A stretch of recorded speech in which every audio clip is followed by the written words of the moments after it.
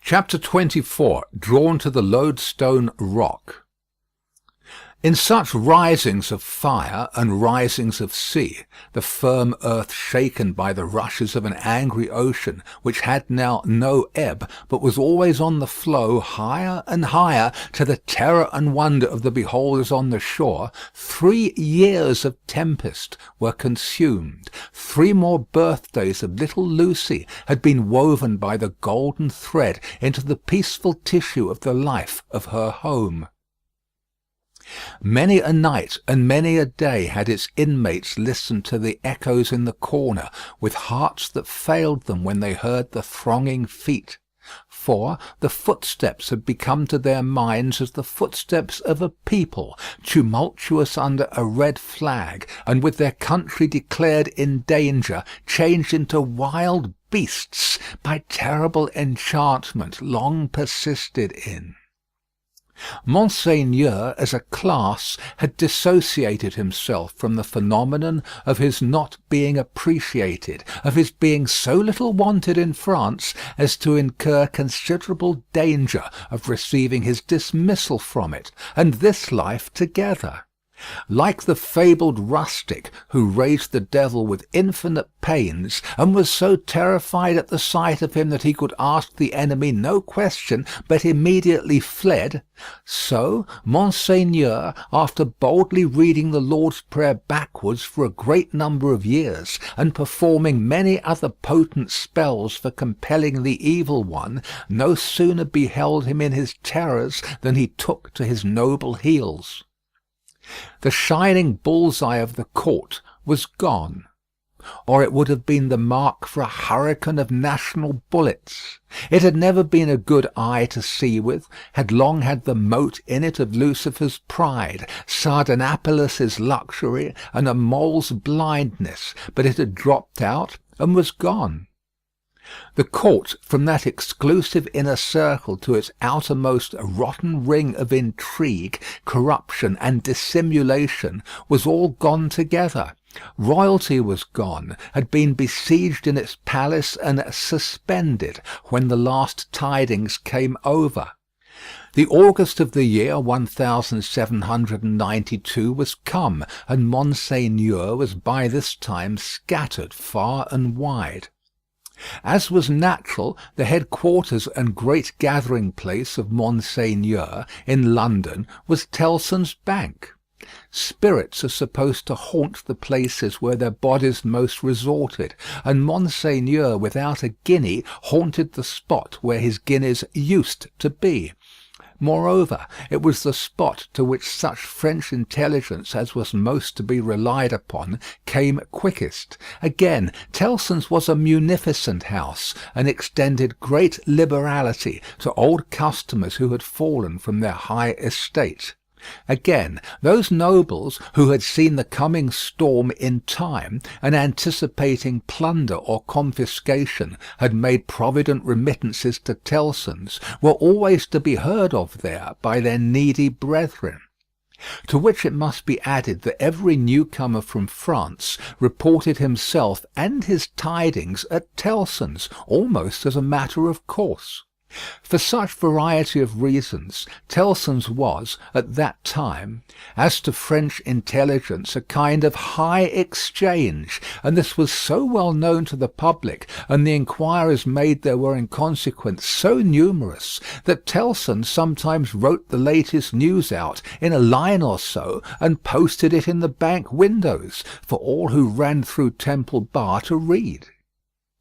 On a steaming, misty afternoon, Mr. Lorry sat at his desk, and Charles Darnay stood leaning on it, talking with him in a low voice. The penitential den once set apart for interviews with the House was now the news exchange, and was filled to overflowing. It was within half an hour or so of the time of closing. "But although you are the youngest man that ever lived," said Charles Darnay, rather hesitating, "I must still suggest to you—" "I understand that I am too old," said Mr. Lorry. "Unsettled weather, a long journey, uncertain means of travelling, a disorganized country, a city that may not even be safe for you." "My dear Charles," said Mr. Lorry, with cheerful confidence, "you touch some of the reasons for my going, not for staying away. It is safe enough for me. Nobody will care to interfere with an old fellow of hard upon 80, when there are so many people there much better worth interfering with. As to its being a disorganized city, if it were not a disorganized city there would be no occasion to send somebody from our house here to our house there, who knows the city and the business of old, and is in Tellson's confidence. As to the uncertain travelling, the long journey, and the winter weather, if I were not prepared to submit myself to a few inconveniences for the sake of Tellson's, after all these years, who ought to be?" "I wish I were going myself," said Charles Darnay, somewhat restlessly, and like one thinking aloud. "Indeed, you are a pretty fellow to object and advise," exclaimed Mr. Lorry. "You wish you were going yourself, and you a Frenchman born. You are a wise counsellor." "My dear Mr. Lorry, it is because I am a Frenchman born that the thought, which I did not mean to utter here, however, has passed through my mind often. One cannot help thinking, having had some sympathy for the miserable people, and having abandoned something to them," he spoke here in his former thoughtful manner, "that one might be listened to, and might have the power to persuade to some restraint. Only last night, after you had left us, when I was talking to Lucy—" "When you were talking to Lucy," Mr. Lorry repeated. "Yes, I wonder you are not ashamed to mention the name of Lucy. Wishing you were going to France at this time of day." "However, I am not going," said Charles Darnay with a smile. "It is more to the purpose that you say you are." "And I am, in plain reality. The truth is, my dear Charles—" Mr. Lorry glanced at the distant house and lowered his voice. "You can have no conception of the difficulty with which our business is transacted, and of the peril in which our books and papers over yonder are involved. The Lord above knows what the compromising consequences would be to numbers of people if some of our documents were seized or destroyed, and they might be at any time, you know, for who can say that Paris is not set afire to-day or sacked to-morrow? Now, a judicious selection from these with the least possible delay, and the burying of them, or otherwise getting of them out of harm's way, is within the power, without loss of precious time, of scarcely any one but myself, if any one. And shall I hang back when Tellson's knows this and says this, Tellson's whose bread I have eaten these 60 years, because I am a little stiff about the joints? Why, I am a boy, sir, to half a dozen old codgers here. How I admire the gallantry of your youthful spirit, Mr. Lorry. Tut, nonsense, sir. And, my dear Charles, said Mr. Lorry, glancing at the house again, you are to remember that getting things out of Paris at this present time, no matter what things, is next to an impossibility. Papers and precious matters were this very day brought to us here. I speak in strict confidence. It is not businesslike to whisper it, even to you. By the strangest bearers you can imagine, every one of whom had his head hanging on by a single hair as he passed the barriers. At another time our parcels would come and go as easily as in business like old England. But now everything is stopped. And do you really go tonight? I really go tonight, for the case has become too pressing to admit of delay. And do you take no one with you? All sorts of people have been proposed to me, but I will have nothing to say to any of them. I intend to take Jerry. Jerry has been my bodyguard on Sunday nights for a long time past, and I am used to him. Nobody will suspect Jerry of being anything but an English bulldog, or of having any design in his head but to fly at anybody who touches his master. I must say again that I heartily admire your gallantry and youthfulness. I must say again, nonsense, nonsense. When I have executed this little commission, I shall, perhaps, accept Tellson's proposal to retire and live at my ease. Time enough then to think about growing old. This dialogue had taken place at Mr. Lorry's usual desk, with Monseigneur swarming within a yard or two of it, boastful of what he would do to avenge himself on the rascal people before long. It was too much the way of Monseigneur under his reverses as a refugee, and it was much too much the way of native British orthodoxy to talk of this terrible revolution as if it were the only harvest ever known under the skies that had not been sown, as if nothing had ever been done or omitted to be done that had led to it, as if observers of the wretched millions in France and of the misused and perverted resources that should have made them prosperous had not seen it inevitably coming years before, and had not in plain words recorded what they saw. Such vapouring, combined with the extravagant plots of Monseigneur for the restoration of a state of things that had utterly exhausted itself and worn out heaven and earth as well as itself, was hard to be endured without some remonstrance by any sane man who knew the truth.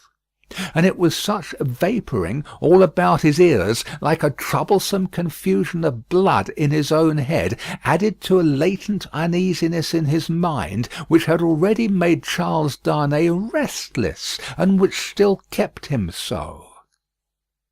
Among the talkers was Stryver, of the King's Bench Bar, far on his way to state promotion, and therefore loud on the theme, broaching to Monseigneur his devices for blowing the people up and exterminating them from the face of the earth, and doing without them, and for accomplishing many similar objects akin in their nature to the abolition of eagles by sprinkling salt on the tails of the race.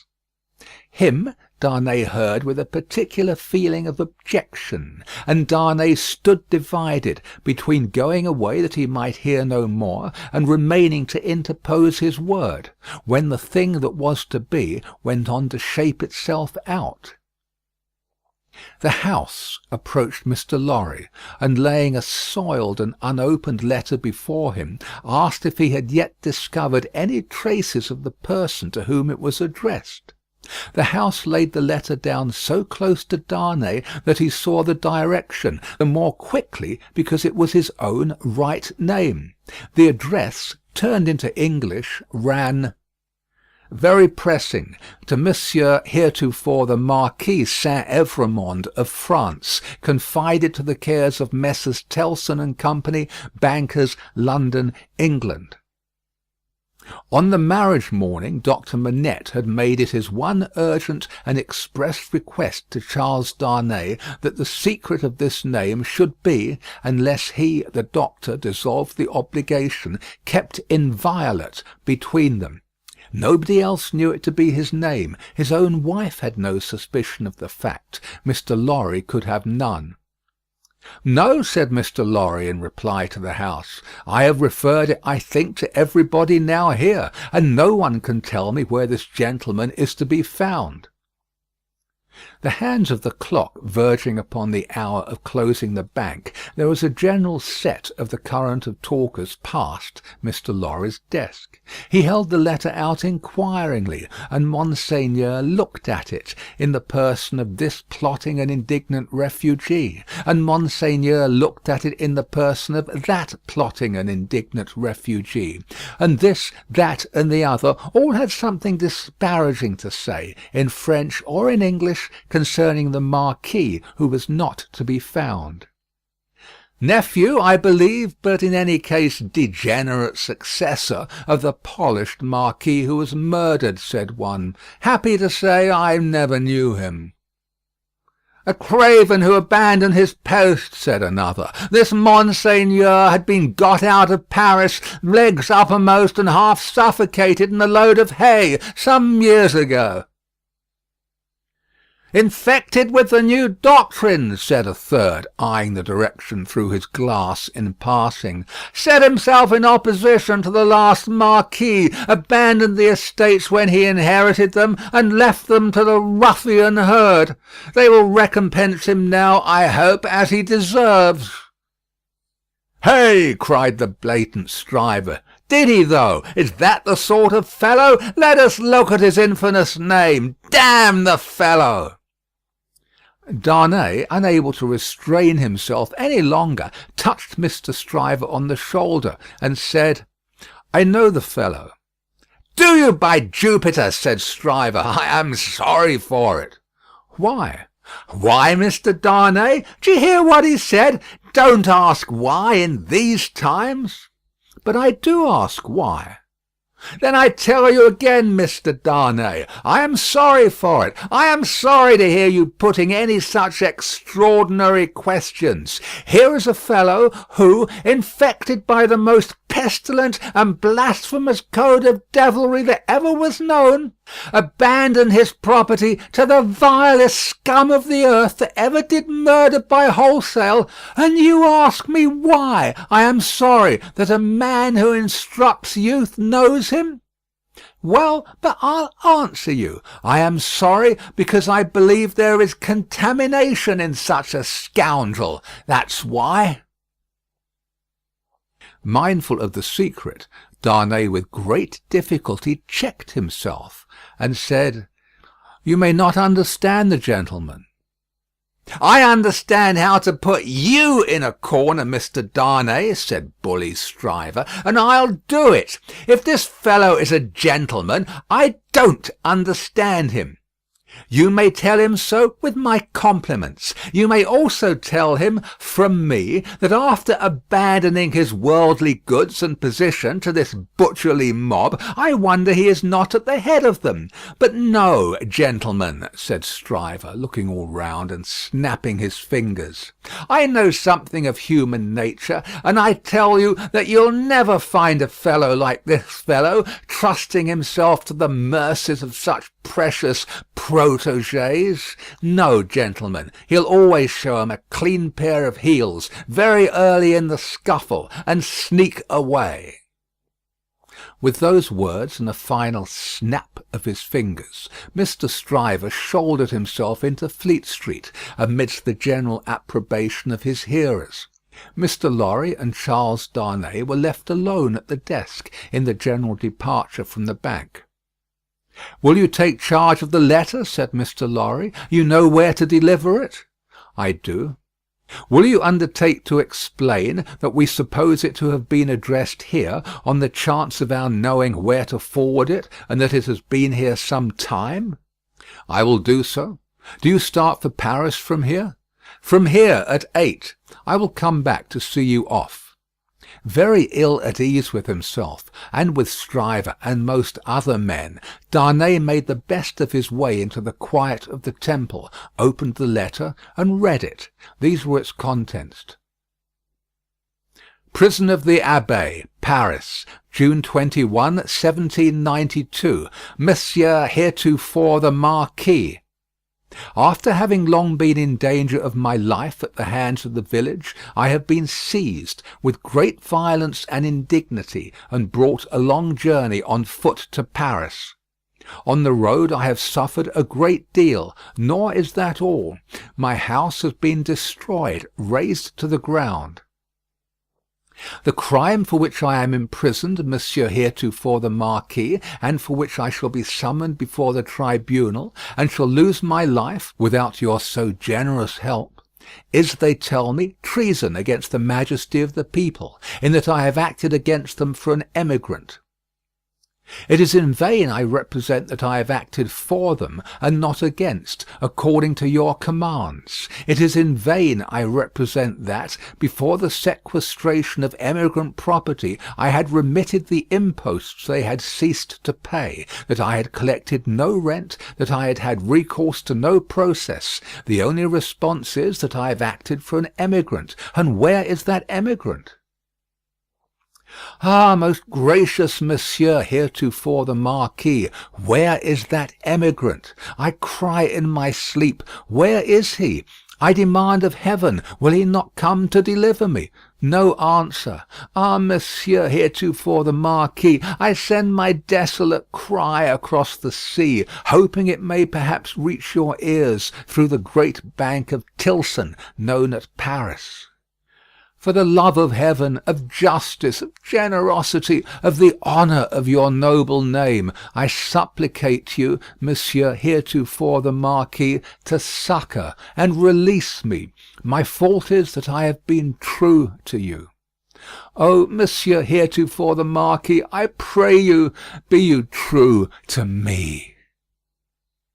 From this prison here of horror, whence I every hour tend nearer and nearer to destruction, I send you, Monsieur heretofore the Marquis, the assurance of my dolorous and unhappy service.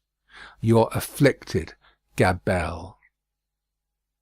The latent uneasiness in Darnay's mind was roused to vigorous life by this letter. The peril of an old servant, and a good one, whose only crime was fidelity to himself and his family, stared him so reproachfully in the face that, as he walked to and fro in the temple, considering what to do, he almost hid his face from the passer-by. He knew very well that in his horror of the deed which had culminated the bad deeds and bad reputation of the old family house, in his resentful suspicions of his uncle, and in the aversion with which his conscience regarded the crumbling fabric that he was supposed to uphold, he had acted imperfectly.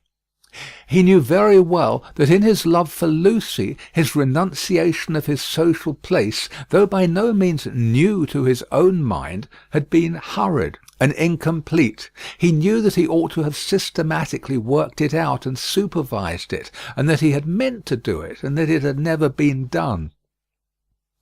The happiness of his own chosen English home, the necessity of being always actively employed, the swift changes and troubles of the time which had followed on one another so fast that the events of this week annihilated the immature plans of last week, and the events of the week following made all new again, he knew very well that, to the force of these circumstances, he had yielded, not without disquiet, but still without continuous and accumulating resistance. That he had watched the times for a time of action, and that they had shifted and struggled until the time had gone by, and the nobility were trooping from France by every highway and byway, and their property was in course of confiscation and destruction, and their very names were blotting out, was as well known to himself as it could be to any new authority in France that might impeach him for it. But he had oppressed no man, he had imprisoned no man. He was so far from having harshly exacted payment of his dues, that he had relinquished them of his own will, thrown himself on a world with no favour in it, won his own private place there, and earned his own bread. Monsieur Gabelle had held the impoverished and involved estate on written instructions to spare the people, to give them what little there was to give, such fuel as the heavy creditors would let them have in the winter, and such produce as could be saved from the same grip in the summer.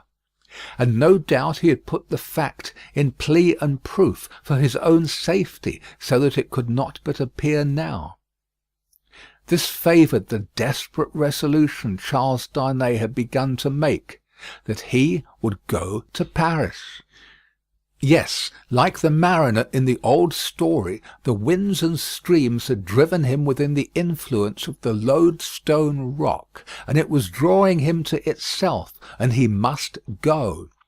Everything that arose before his mind drifted him on, faster and faster, more and more steadily to the terrible attraction. His latent uneasiness had been that bad aims were being worked out in his own unhappy land by bad instruments, and that he, who could not fail to know that he was better than they, was not there, trying to do something to stay bloodshed and assert the claims of mercy and humanity. With this uneasiness half stifled and half reproaching him, he had been brought to the pointed comparison of himself with the brave old gentleman in whom duty was so strong. Upon that comparison, injurious to himself, had instantly followed the sneers of Monseigneur, which had stung him bitterly, and those of Stryver, which above all were coarse and galling for old reasons. Upon those had followed Gabelle's letter, the appeal of an innocent prisoner, in danger of death, to his justice, honour, and good name. His resolution was made. He must go to Paris. Yes, the Lodestone Rock was drawing him, and he must sail on until he struck. He knew of no rock, he saw hardly any danger. The intention with which he had done what he had done, even though he had left it incomplete, presented it before him in an aspect that would be gratefully acknowledged in France on his presenting himself to assert it. Then that glorious vision of doing good, which is so often the sanguine mirage of so many good minds, arose before him, and he even saw himself in the illusion with some influence to guide this raging revolution that was running so fearfully wild.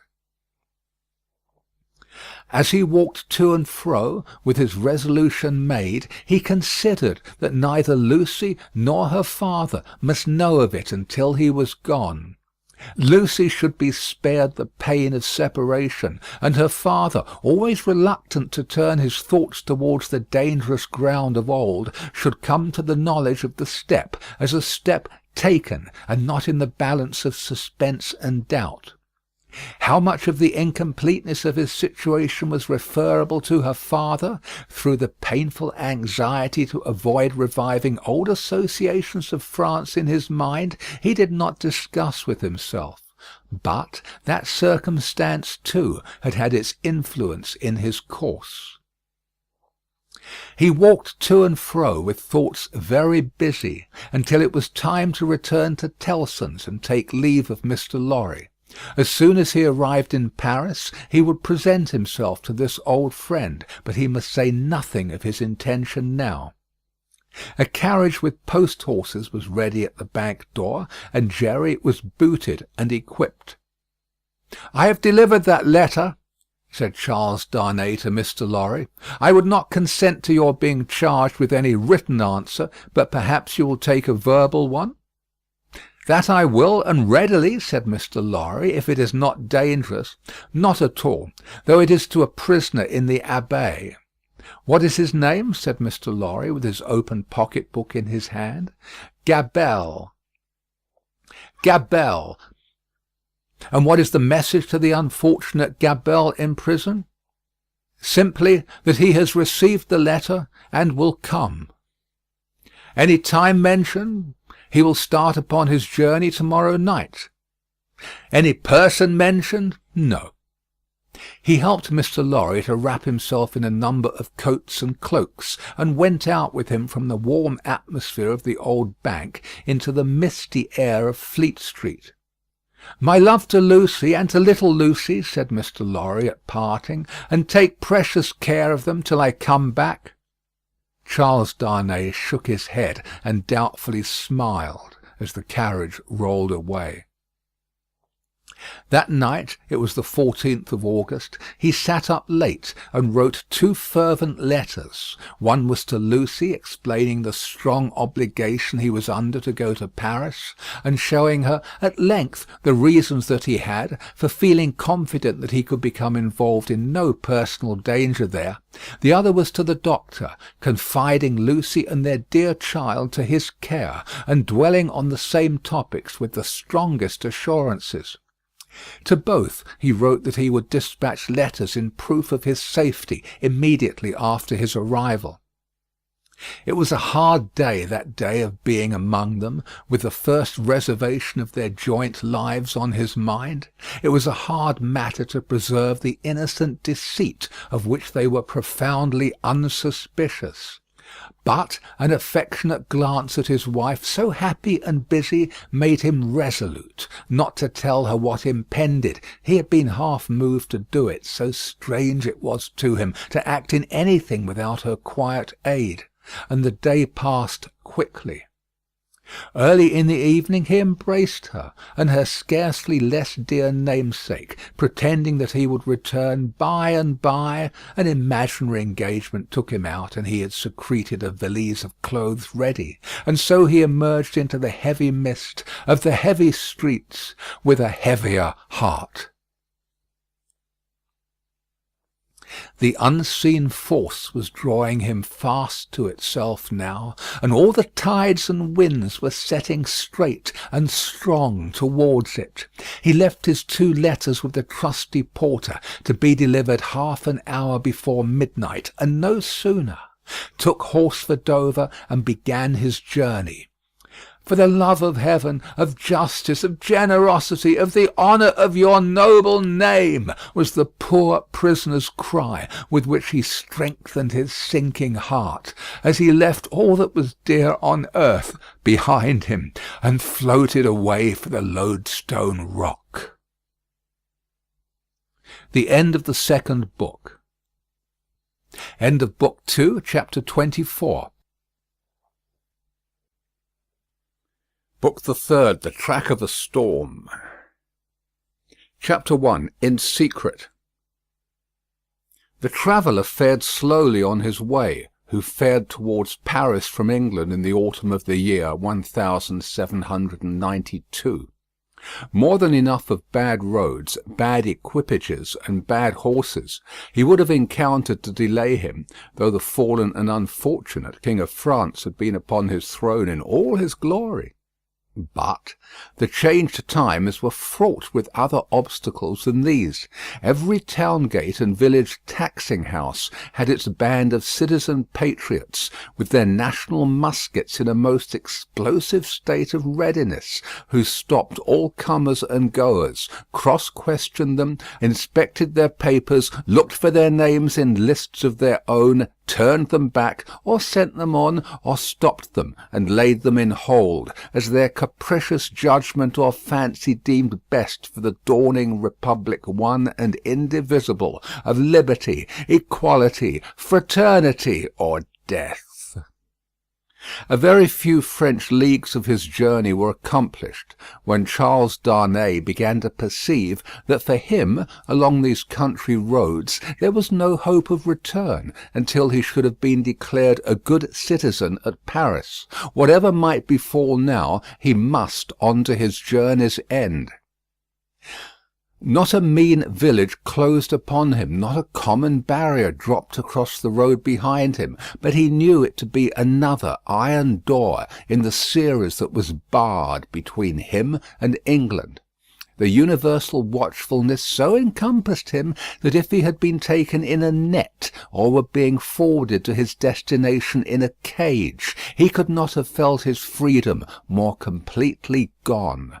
This universal watchfulness not only stopped him on the highway 20 times in a stage, but retarded his progress 20 times in a day, by riding after him and taking him back, riding before him and stopping him by anticipation, riding with him and keeping him in charge. He had been days upon his journey in France alone, when he went to bed tired out in a little town on the high road, still a long way from Paris.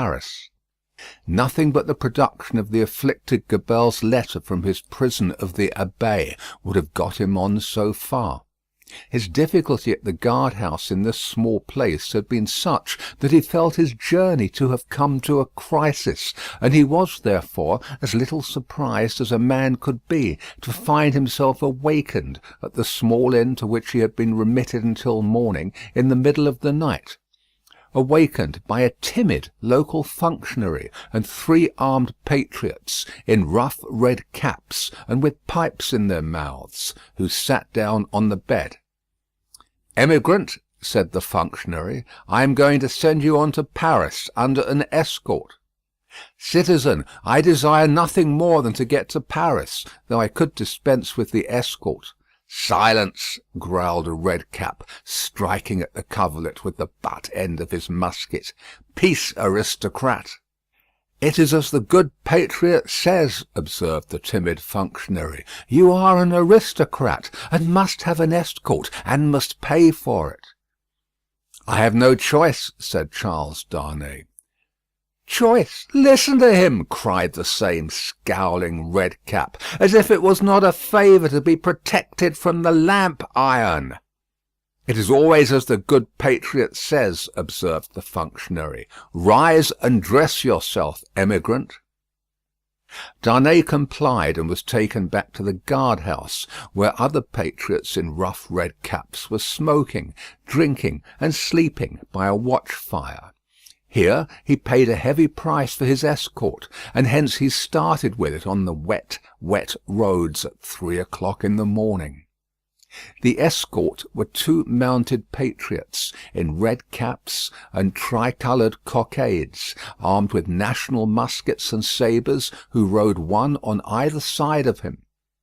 The escorted governed his own horse, but a loose line was attached to his bridle, the end of which one of the patriots kept girded round his wrist. In this state they set forth, with the sharp rain driving in their faces, clattering at a heavy dragoon trot over the uneven town pavement and out upon the mire-deep roads. In this state they traversed without change, except of horses and pace, all the mire-deep leagues that lay between them and the capital. They travelled in the night, halting an hour or 2 after daybreak, and lying by until the twilight fell. The escort was so wretchedly clothed that they twisted straw round their bare legs, and thatched their ragged shoulders to keep the wet off.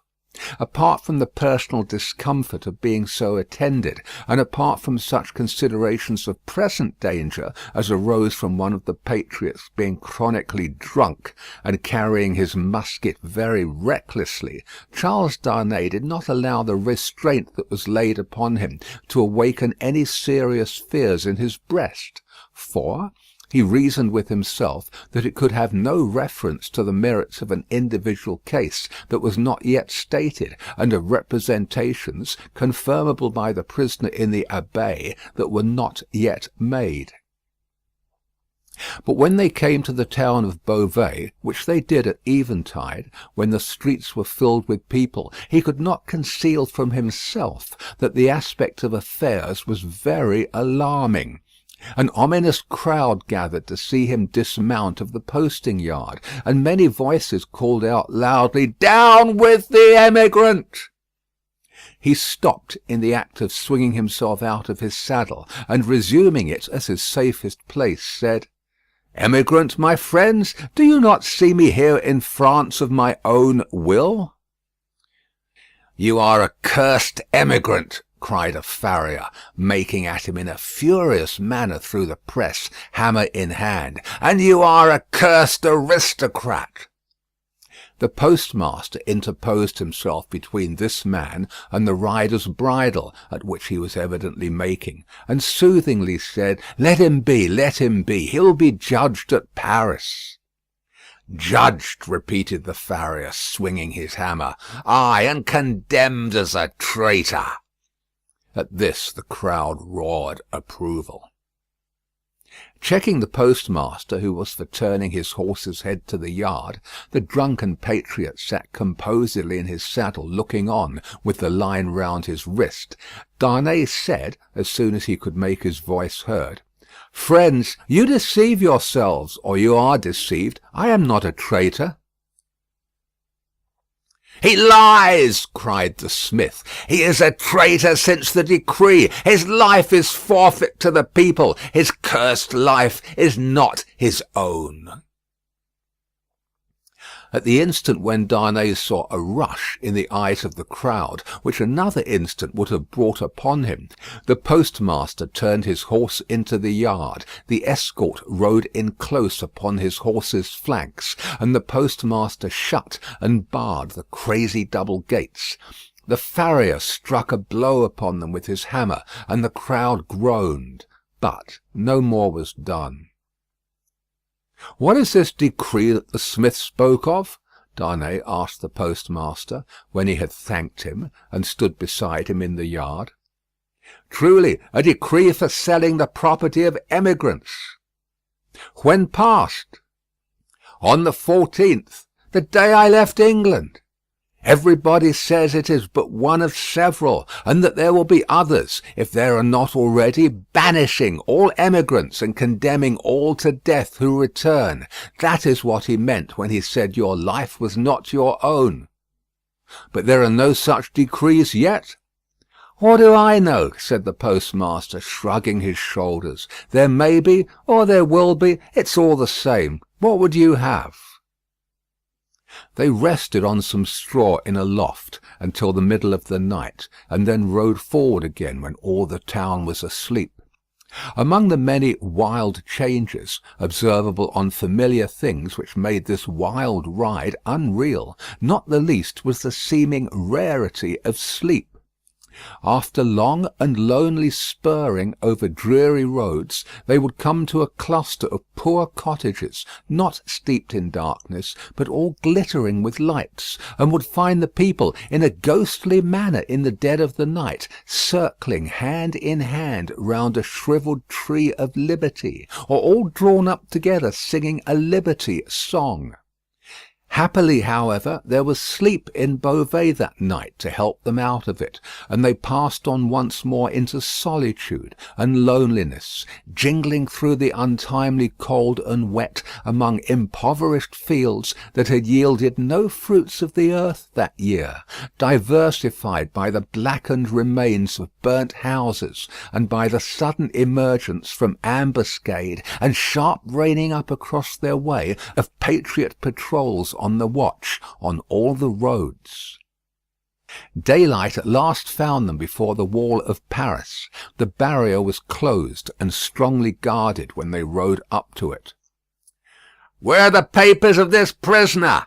demanded a resolute-looking man in authority who was summoned out by the guard.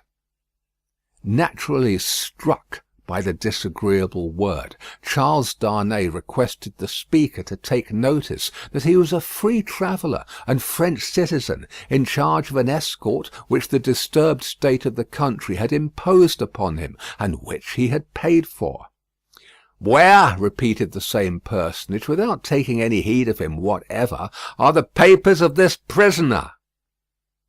The drunken patriot had them in his cap, and produced them.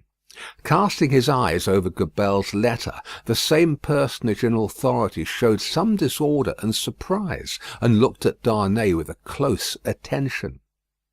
He left escort and escorted without saying a word, however, and went into the guard-room. Meanwhile, they sat upon their horses outside the gate. Looking about him while in this state of suspense, Charles Darnay observed that the gate was held by a mixed guard of soldiers and patriots, the latter far outnumbering the former, and that while ingress into the city for peasants' carts bringing in supplies, and for similar traffic and traffickers was easy enough, egress, even for the homeliest people, was very difficult. A numerous medley of men and women, not to mention beasts and vehicles of various sorts, was waiting to issue forth. But the previous identification was so strict that they filtered through the barrier very slowly. Some of these people knew their turn for examination to be so far off that they lay down on the ground to sleep or smoke, while others talked together or loitered about. The red cap and tricolour cockade were universal, both among men and women. When he had sat in his saddle some half hour, taking note of these things, Darnay found himself confronted by the same man in authority, who directed the guard to open the barrier. Then he delivered to the escort, drunk and sober, a receipt for the escorted, and requested him to dismount. He did so, and the two patriots, leading his tired horse, turned and rode away without entering the city. He accompanied his conductor into a guard-room, smelling of common wine and tobacco, where certain soldiers and patriots, asleep and awake, drunk and sober, and in various neutral states between sleeping and waking, drunkenness and sobriety, were standing and lying about. The light in the guard-house, half derived from the waning oil lamps of the night, and half from the overcast day, was in some correspondingly uncertain condition. Some registers were lying open on a desk, and an officer of a coarse dark aspect presided over these. "Citizen Defarge," said he to Darnay's conductor, as he took a slip of paper to write on. "Is this the emigrant Evrémonde?" "This is the man." "Your age, Evrémonde?" 37.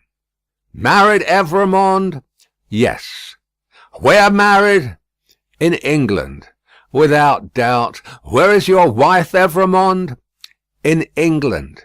"Without doubt. You are consigned, Evrémonde, to the prison of La Force." "Just heaven!" exclaimed Darnay. "Under what law? And for what offence?" The officer looked up from his slip of paper for a moment. "We have new laws, Evrémonde, and new offences since you were here." He said it with a hard smile, and went on writing. "I entreat you to observe that I have come here voluntarily in response to that written appeal of a fellow countryman which lies before you. I demand no more than the opportunity to do so without delay. Is not that my right?" "Emigrants have no rights, Evrémonde," was the stolid reply. The officer wrote until he had finished, read over to himself what he had written, sanded it, and handed it to Defarge with the words, "In secret." Defarge motioned with the paper to the prisoner that he must accompany him. The prisoner obeyed, and the guard of 2 armed patriots attended them. "Is it you," said Defarge in a low voice, as they went down the guard-house steps and turned into Paris, "who married the daughter of Dr. Manette, once a prisoner in the Bastille that is no more?" "Yes," replied Darnay, looking at him with surprise. "My name is Defarge, and I keep a wine shop in the Quarter Saint-Antoine. Possibly you have heard of me?" "My wife came to your house to reclaim her father?" "Yes." The word wife seemed to serve as a gloomy reminder to Defarge, to say with sudden impatience, "In the name of that sharp female newly born, and called La Guillotine, why did you come to France?" "You heard me say why a minute ago. Do you not believe it is the truth?" "A bad truth for you," said Defarge, speaking with knitted brows, and looking straight before him. "Indeed, I am lost here. All here is so unprecedented, so changed, so sudden and unfair, that I am absolutely lost. Will you render me a little help?" "None." Defarge spoke, always looking straight before him. "Will you answer me a single question?" "Perhaps. According to its nature, you can say what it is." "In this prison that I am going to so unjustly, shall I have some free communication with the world outside?" "You will see." "I am not to be buried there, prejudged, and without any means of presenting my case?" "You will see. But what, then? Other people have been similarly buried in worse prisons before now." "But never by me, citizen Defarge." Defarge glanced darkly at him for answer, and walked on in a steady and set silence. The deeper he sank into this silence, the fainter hope there was, or so Darnay thought, of his softening in any slight degree. He therefore made haste to say, "It is of the utmost importance to me, you know, citizen, even better than I, of how much importance, that I should be able to communicate to Mr. Lorry, of Tellson's Bank, an English gentleman who is now in Paris, the simple fact, without comment, that I have been thrown into the prison of La Force. Will you cause that to be done for me?" "I will do," Defarge doggedly rejoined, "nothing for you. My duty is to my country and the people. I am the sworn servant of both. Against you, I will do nothing for you." Charles Darnay felt it hopeless to entreat him further, and his pride was touched besides. As they walked on in silence, he could not but see how used the people were to the spectacle of prisoners passing along the streets. The very children scarcely noticed him. A few passers turned their heads, and a few shook their fingers at him as an aristocrat. Otherwise, that a man in good clothes should be going to prison was no more remarkable than that a labourer in working clothes should be going to work. In one narrow, dark, and dirty street through which they passed, an excited orator, mounted on a stool, was addressing an excited audience on the crimes against the people of the king and the royal family. The few words that he caught from this man's lips first made it known to Charles Darnay that the king was in prison, and that the foreign ambassadors had one and all left Paris. On the road, except at Beauvais, he had heard absolutely nothing. The escort and the universal watchfulness had completely isolated him. That he had fallen among far greater dangers than those which had developed themselves when he left England, he of course knew now. That perils had thickened about him fast, and might thicken faster and faster yet, he of course knew now. He could not but admit to himself that he might not have made this journey if he could have foreseen the events of a few days. And yet his misgivings were not so dark as, imagined by the light of this later time, they would appear. Troubled as the future was, it was the unknown future, and in its obscurity there was ignorant hope. The horrible massacre, days and nights long, which, within a few rounds of the clock, was to set a great mark of blood upon the blessed garnering time of harvest, was as far out of his knowledge as if it had been 100,000 years away. The sharp female newly born, and called La Guillotine, was hardly known to him, or to the generality of people, by name. The frightful deeds that were to be soon done were probably unimagined at that time in the brains of the doers. How could they have a place in the shadowy conceptions of a gentle mind? Of unjust treatment in detention and hardship, and in cruel separation from his wife and child, he foreshadowed the likelihood or the certainty. But beyond this he dreaded nothing distinctly.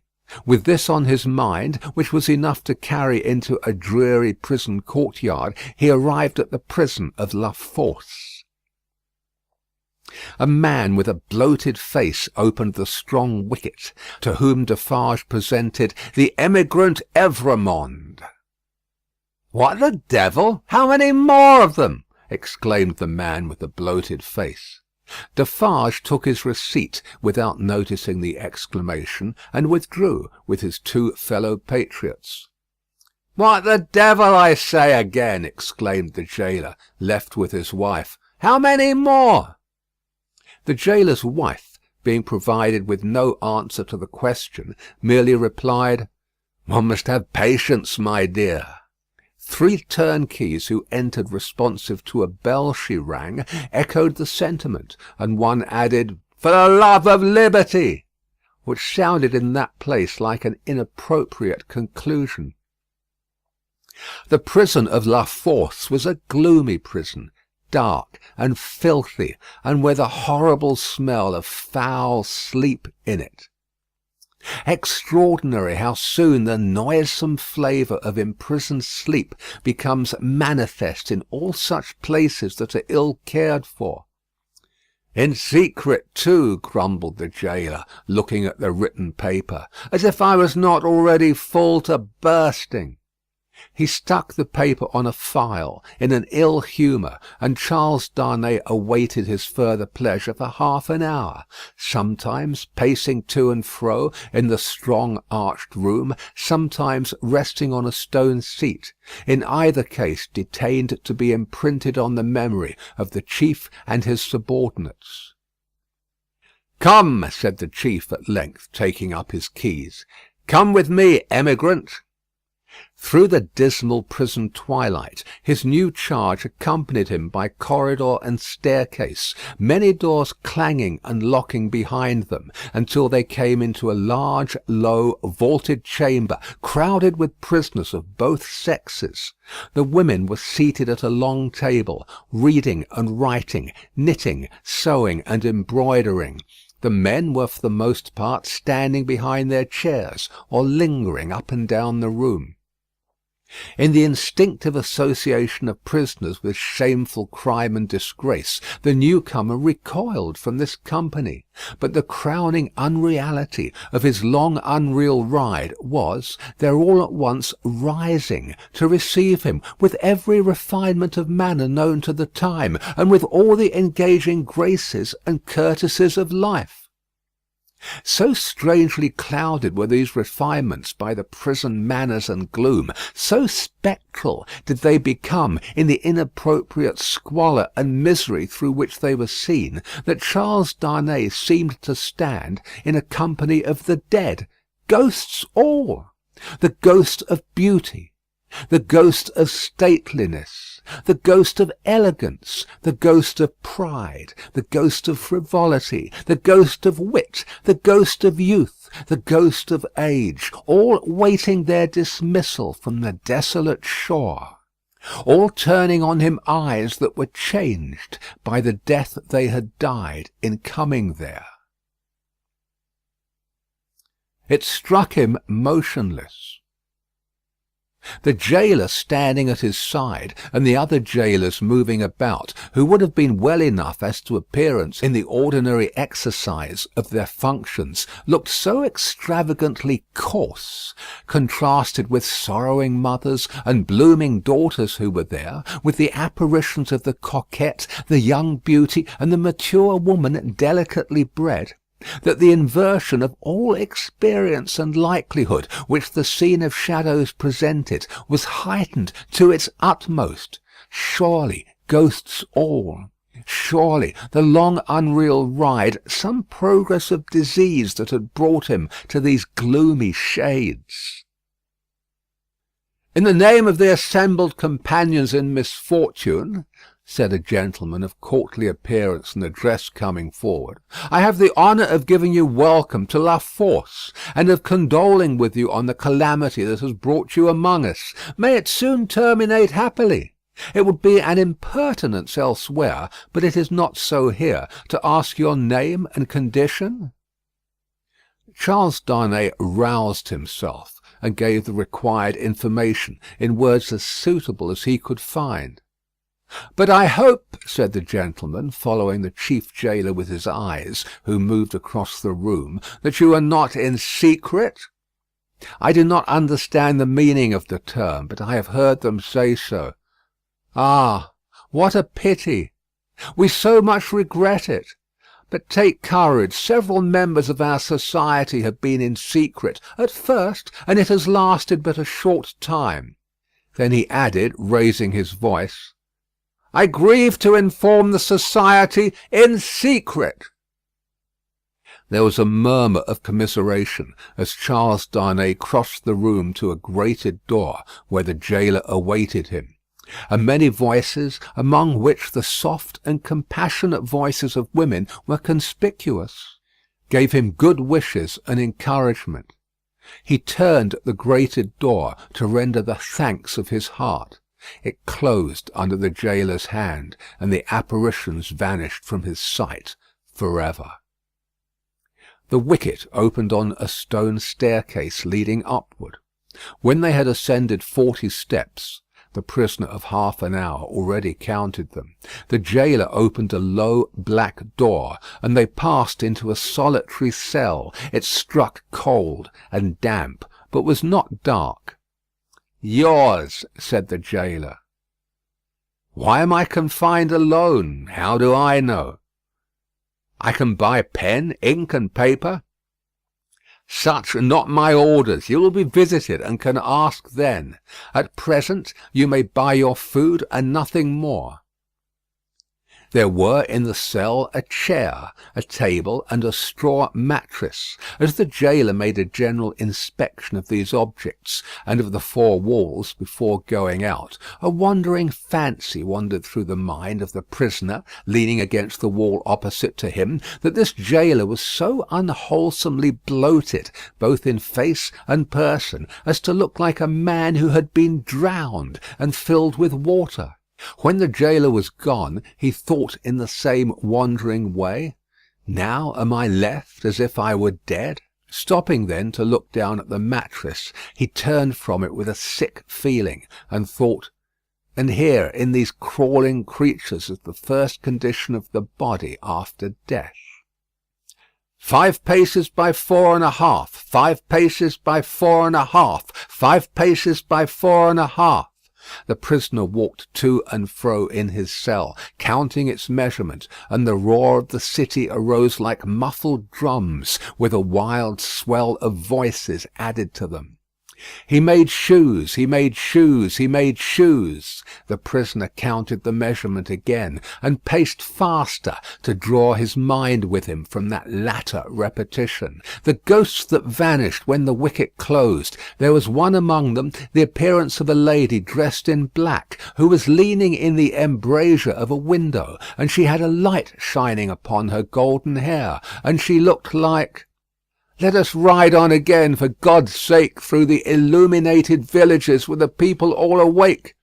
He made shoes, he made shoes, he made shoes. 5 paces by 4½.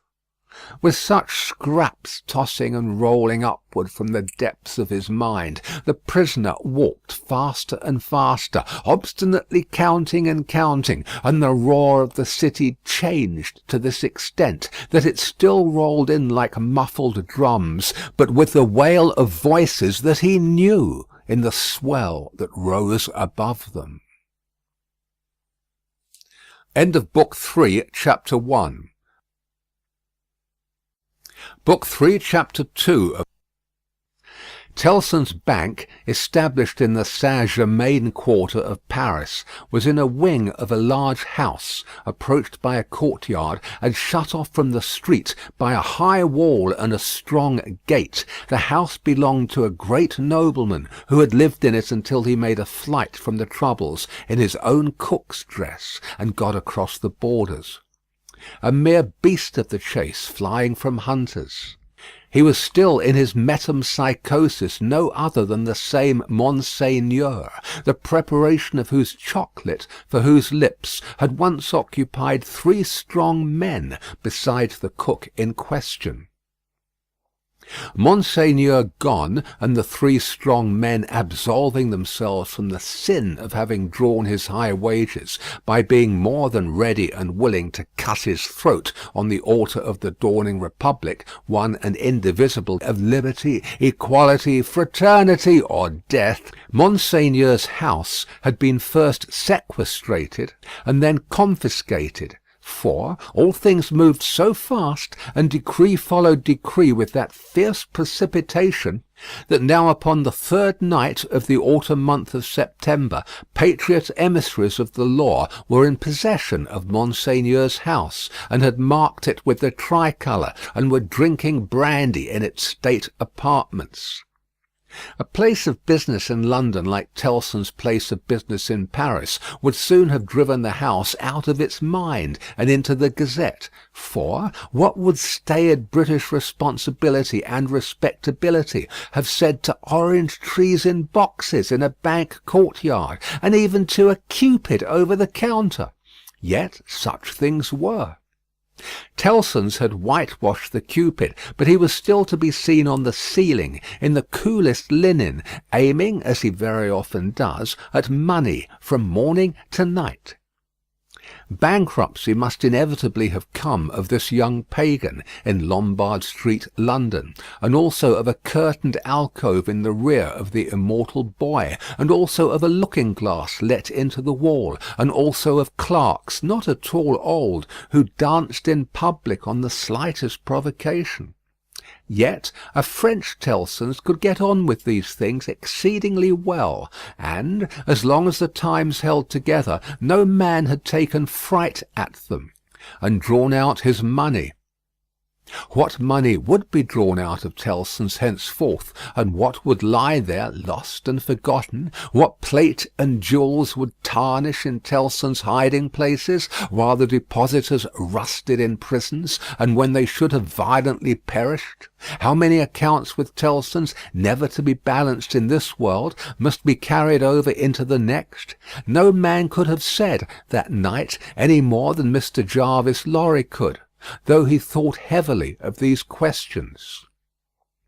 He sat by a newly lighted wood fire. The blighted and unfruitful year was prematurely cold, and on his honest and courageous face there was a deeper shade than the pendant lamp could throw, or any object in the room distortedly reflect. A shade of horror. He occupied rooms in the bank in his fidelity to the house of which he had grown to be a part, like strong root ivy. It chanced that they derived a kind of security from the patriotic occupation of the main building, but the true-hearted old gentleman never calculated about that. All such circumstances were indifferent to him, so that he did his duty. On the opposite side of the courtyard, under a colonnade, was extensive standing for carriages, where indeed some carriages of Monseigneur yet stood. Against two of the pillars were fastened two great flaring flambeaux, and in the light of these, standing out in the open air, was a large grindstone, a roughly mounted thing, which appeared to have hurriedly been brought there from some neighbouring smithy or other workshop. Rising and looking out of window at these harmless objects, Mr. Lorry shivered, and retired to his seat by the fire. He had opened not only the glass window, but the lattice blind outside it, and he closed both again, and he shivered through his frame. From the streets beyond the high wall and the strong gate there came the usual night hum of the city, with now and then an indescribable ring in it, weird and unearthly, as if some unwonted sounds of a terrible nature were going up to heaven.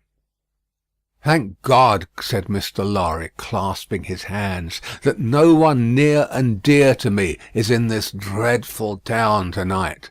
May he have mercy on all who are in danger." Soon afterwards the bell at the great gate sounded, and he thought, "They have come back," and sat listening. But there was no loud irruption into the courtyard, as he had expected, and he heard the gate clash again, and all was quiet. The nervousness and dread that were upon him inspired that vague uneasiness respecting the bank, which a great change would naturally awaken with such feelings roused. It was well guarded, and he got up to go among the trusty people who were watching it, when his door suddenly opened, and two figures rushed in, at sight of which he fell back in amazement. Lucy and her father! Lucy, with her arms stretched out to him, and with that old look of earnestness so concentrated and intensified that it seemed as though it had been stamped upon her face expressly to give force and power to it in this one passage of her life. "What is this?" cried Mr. Lorry, breathless and confused. "What is the matter? Lucy, Manette, what has happened? What has brought you here? What is this?" With the look fixed upon him, in her paleness and wildness, she panted out in his arms, imploringly, "Oh, my dear friend, my husband!" "Your husband, Lucy?" "Charles." "What of Charles?" "Here." "Here? In Paris?" "Has been here some days, 3 or 4, I don't know how many. I can't collect my thoughts. An errand of generosity brought him here unknown to us. He was stopped at the barrier and sent to prison." The old man uttered an irrepressible cry. Almost at the same moment the beg of the great gate rang again, and a loud noise of feet and voices came pouring into the courtyard. "What is that noise?" said the doctor, turning towards the window. "Don't look!" cried Mr. Lorry. "Don't look out, Manette, for your life. Don't touch the blind." The doctor turned with his hand upon the fastening of the window, and said, with a cool, bold smile, "My dear friend, I have a charmed life in this city. I have been a Bastille prisoner. There is no patriot in Paris, in France, who, knowing me to have been a prisoner in the Bastille, would touch me, except to overwhelm me with embraces, or carry me in triumph. My old pain has given me a power that has brought us through the barrier, and gained us news of Charles there, and brought us here. I knew it would be so. I knew I could help Charles out of all danger. I told Lucy so. What is that noise?" His hand was again upon the window. "Don't look!" cried Mr. Lorry, absolutely desperate. "No, Lucy, my dear, not you."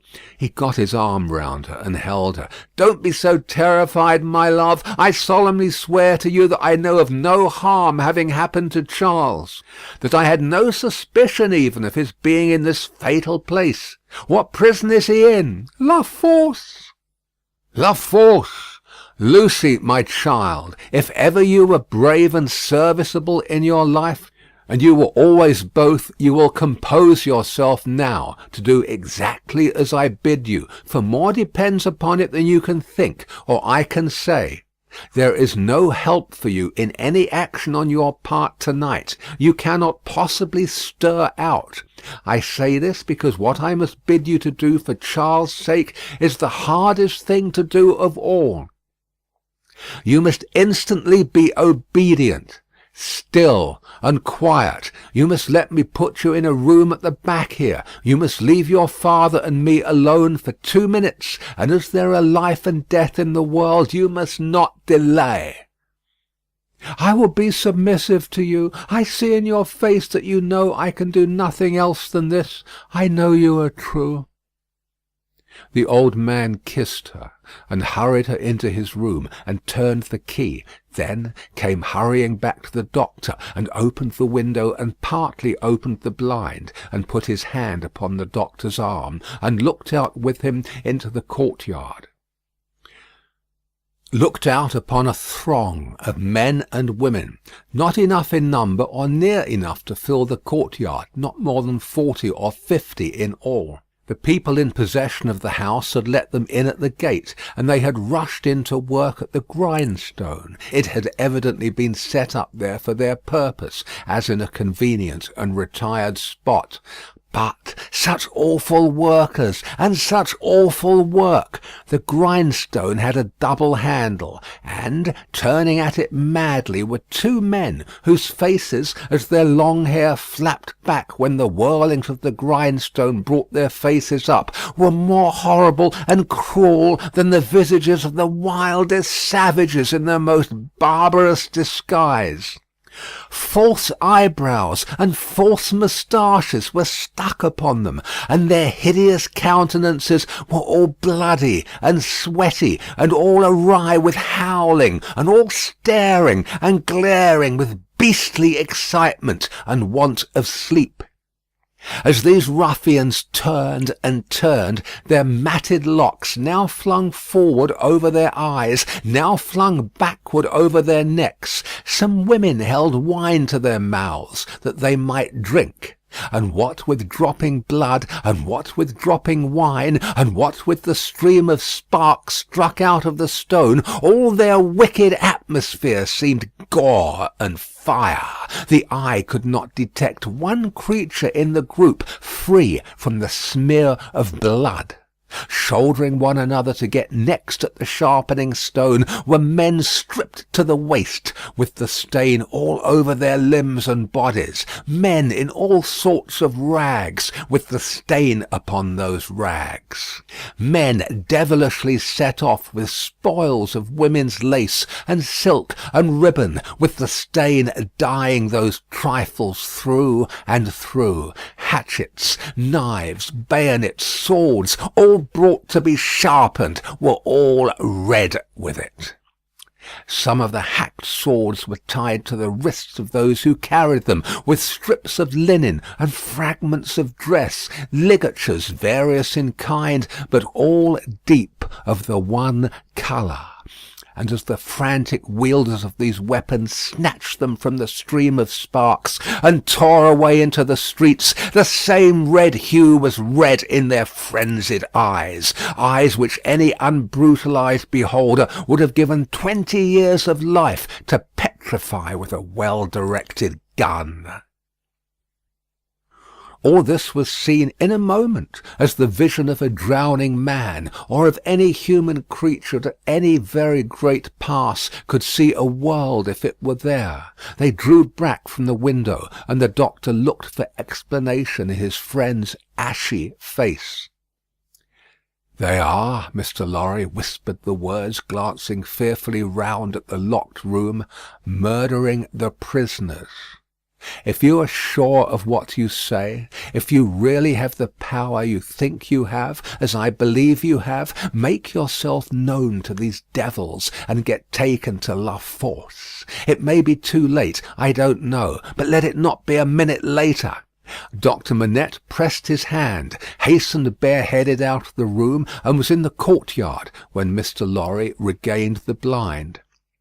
His streaming white hair, his remarkable face, and the impetuous confidence of his manner as he put the weapons aside like water, carried him in an instant to the heart of the concourse at the stone. For a few moments there was a pause, and a hurry, and a murmur, and the unintelligible sound of his voice, and then Mr. Lorry saw him, surrounded by all, and in the midst of a line of 20 men long, all linked shoulder to shoulder, and hand to shoulder, hurried out with cries of "Live the Bastille prisoner! Help for the Bastille prisoner's kindred in La Force! Room for the Bastille prisoner in front there! Save the prisoner Evremond at La Force!" and 1,000 answering shouts. He closed the lattice again with a fluttering heart, closed the window and the curtain, hastened to Lucy, and told her that her father was assisted by the people and gone in search of her husband.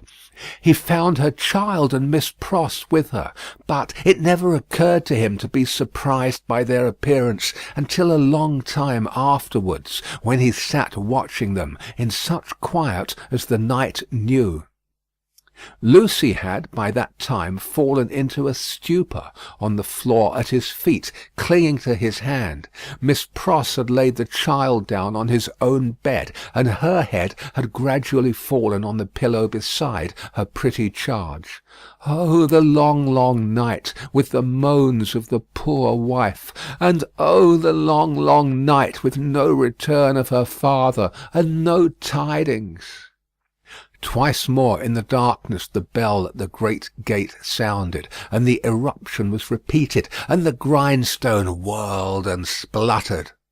"What is it?" cried Lucy, affrighted. "Hush! The soldiers' swords are sharpened there," said Mr. Lorry. "The place is national property now, and used as a kind of armoury, my love." Twice more in all. But the last spell of work was feeble and fitful. Soon afterwards the day began to dawn, and he softly detached himself from the clasping hand, and cautiously looked out again. A man, so besmeared that he might have been a sorely wounded soldier, creeping back to consciousness on a field of slain, was rising from the pavement by the side of the grindstone, and looking about him with a vacant air.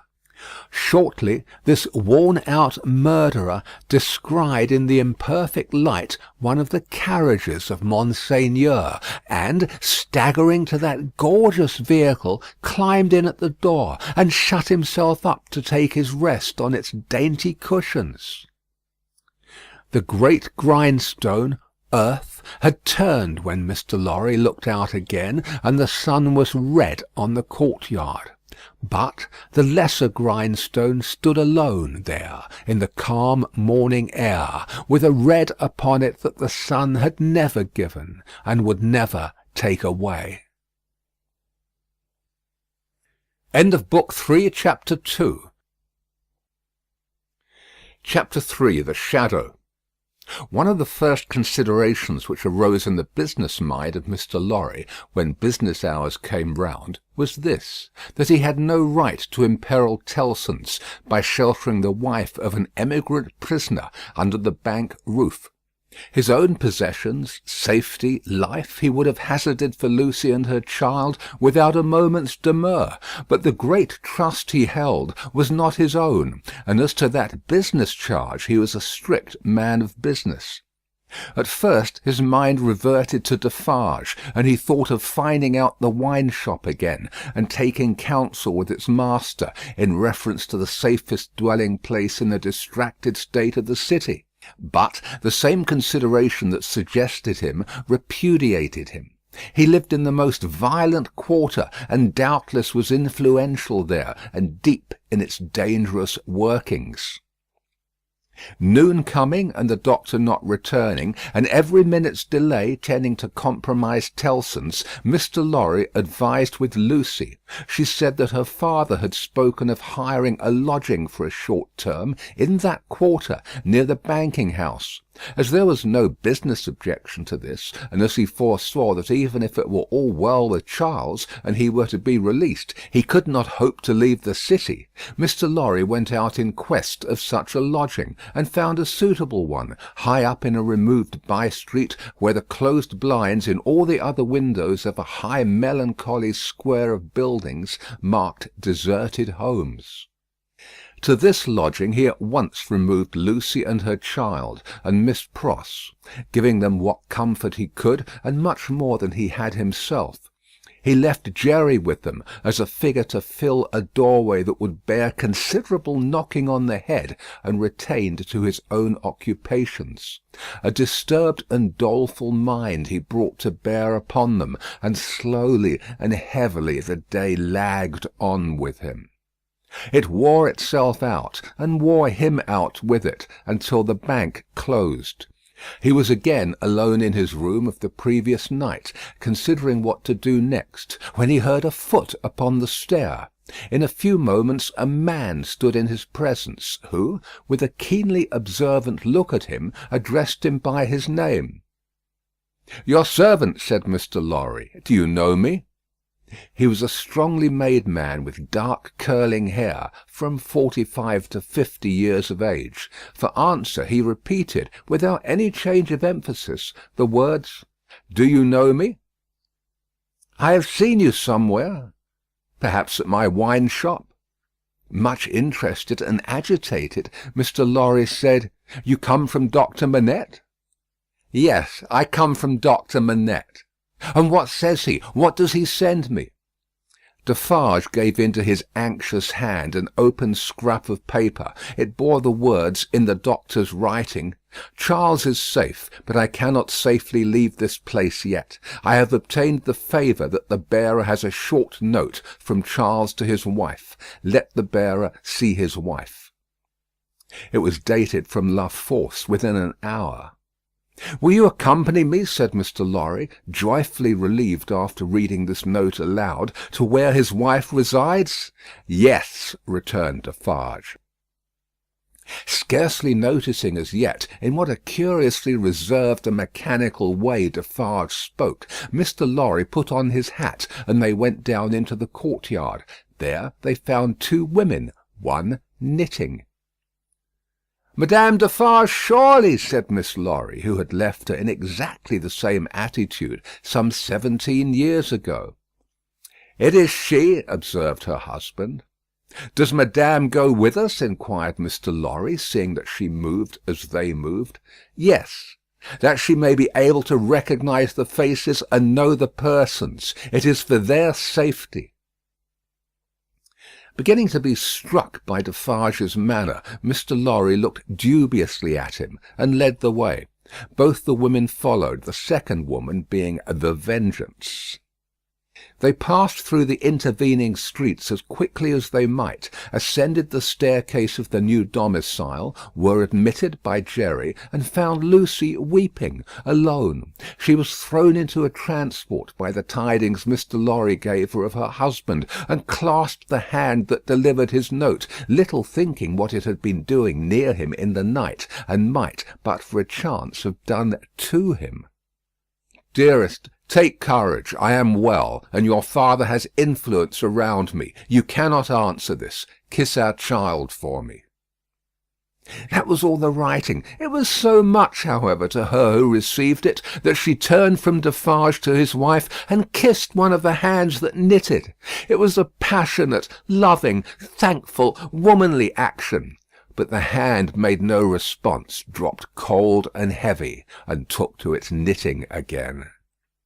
There was something in its touch that gave Lucy a check. She stopped in the act of putting the note in her bosom, and, with her hands yet at her neck, looked terrified at Madame Defarge.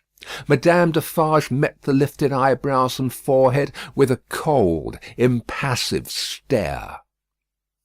"My dear," said Mr. Lorry, striking in to explain, "there are frequent risings in the streets, and although it is not likely they will ever trouble you, Madame Defarge wishes to see those whom she has the power to protect at such times, to the end that she may know them. That she may identify them, I believe," said Mr. Lorry, rather halting in his reassuring words, as the stony manner of all the three impressed itself upon him more and more.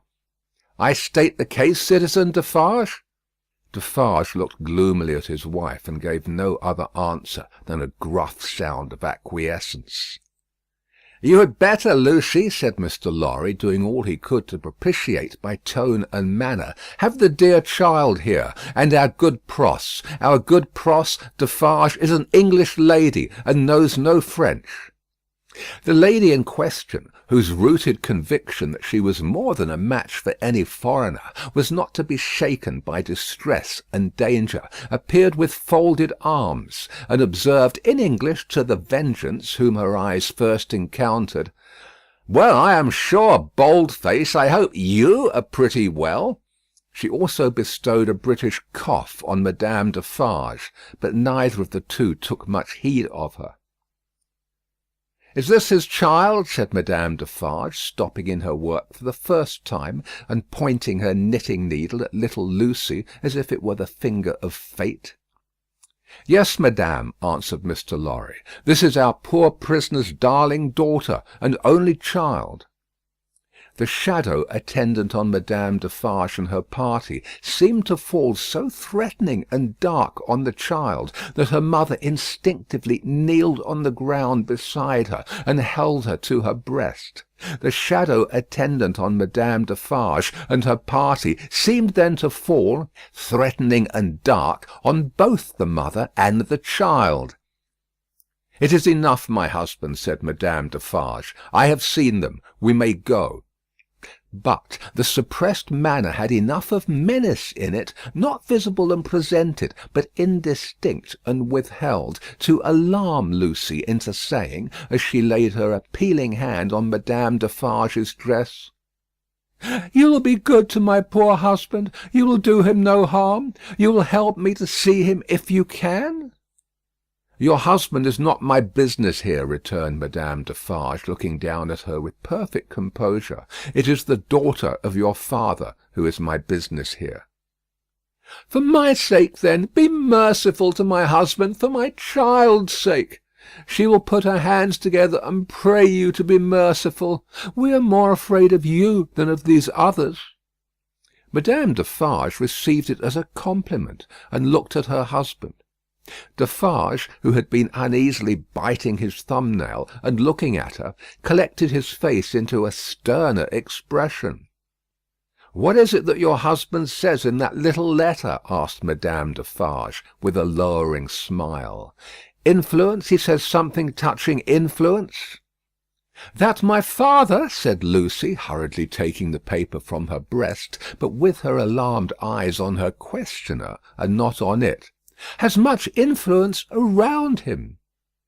"Surely it will release him," said Madame Defarge. "Let it do so." "As a wife and mother," cried Lucy, most earnestly, "I implore you to have pity on me, and not to exercise any power that you possess against my innocent husband, but to use it in his behalf. O sister woman, think of me as a wife and mother." Madame Defarge looked coldly as ever at the suppliant, and said, turning to her friend the Vengeance, "The wives and mothers we have been used to see since we were as little as this child, and much less, have not been greatly considered. We have known their husbands and fathers laid in prison and kept from them often enough. All our lives we have seen our sister women suffer, in themselves and in their children, poverty, nakedness, hunger, thirst, sickness, misery, oppression, and neglect of all kinds." "We have seen nothing else," returned the Vengeance. "We have borne this a long time," said Madame Defarge, turning her eyes again upon Lucy. "Judge you, is it likely that the trouble of one wife and mother would be much to us now?" She resumed her knitting and went out. The Vengeance followed. Defarge went last and closed the door. "Courage, my dear Lucy," said Mr. Lorry, as he raised her. "Courage, courage! So far all goes well with us. Much, much better than it has of late gone with many poor souls. Cheer up, and have a thankful heart." "I am not thankless, I hope, but that dreadful woman seems to throw a shadow on me and on all my hopes." "Tut, tut," said Mr. Lorry. "What is this despondency in the brave little breast? A shadow indeed! No substance in it, Lucy." But the shadow of the manner of these Defarges was dark upon himself, for all that, and in his secret mind it troubled him greatly. End of Book 3, Chapter 3. Chapter 4. Calm in Storm. Dr. Manette did not return until the morning of the 4th day of his absence. So much of what had happened in that dreadful time as could be kept from the knowledge of Lucy was so well concealed from her that not until long afterwards, when France and she were far apart, did she know that 1,100 defenceless prisoners of both sexes and all ages had been killed by the populace, that 4 days and nights had been darkened by this deed of horror, and that the air around her had been tainted by the slain. She only knew that there had been an attack upon the prisons, that all political prisoners had been in danger, and that some had been dragged out by the crowd and murdered. To Mr. Lorry the doctor communicated under an injunction of secrecy, on which he had no need to dwell, that the crowd had taken him through a scene of carnage to the prison of La Force, that, in the prison, he had found a self-appointed tribunal sitting, before which the prisoners were brought singly, and by which they were rapidly ordered to be put forth to be massacred, or to be released, or, in a few cases, to be sent back to their cells. That, presented by his conductors to this tribunal, he had announced himself by name and profession as having been for 18 years a secret and unaccused prisoner in the Bastille. That one of the bodies so sitting in judgment had risen and identified him, and that this man was Defarge. That hereupon he had ascertained, through the registers on the table, that his son-in-law was among the living prisoners, and had pleaded hard to the tribunal, of whom some members were asleep and some awake, some dirty with murder, and some clean, some sober, and some not, for his life and liberty. that, in the first frantic greetings lavished on him as a notable sufferer under the overthrown system, it had been accorded to him to have Charles Darnay brought before the lawless court and examined; that he seemed on the point of being at once released, when the tide in his favour met with some unexplained check not intelligible to the doctor, which led to a few words of secret conference; that the man sitting as president had then informed Doctor Manette that the prisoner must remain in custody, but should, for his sake, be held inviolate in safe custody; that immediately, on a signal, the prisoner was removed to the interior of the prison again, but that he, the doctor, had then so strongly pleaded for permission to remain and assure himself that his son-in-law was, through no malice or mischance, delivered to the concourse whose murderous yells outside the gate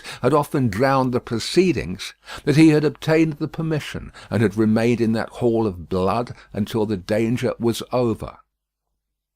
The sights he had seen there, with brief snatches of food and sleep by intervals, shall remain untold.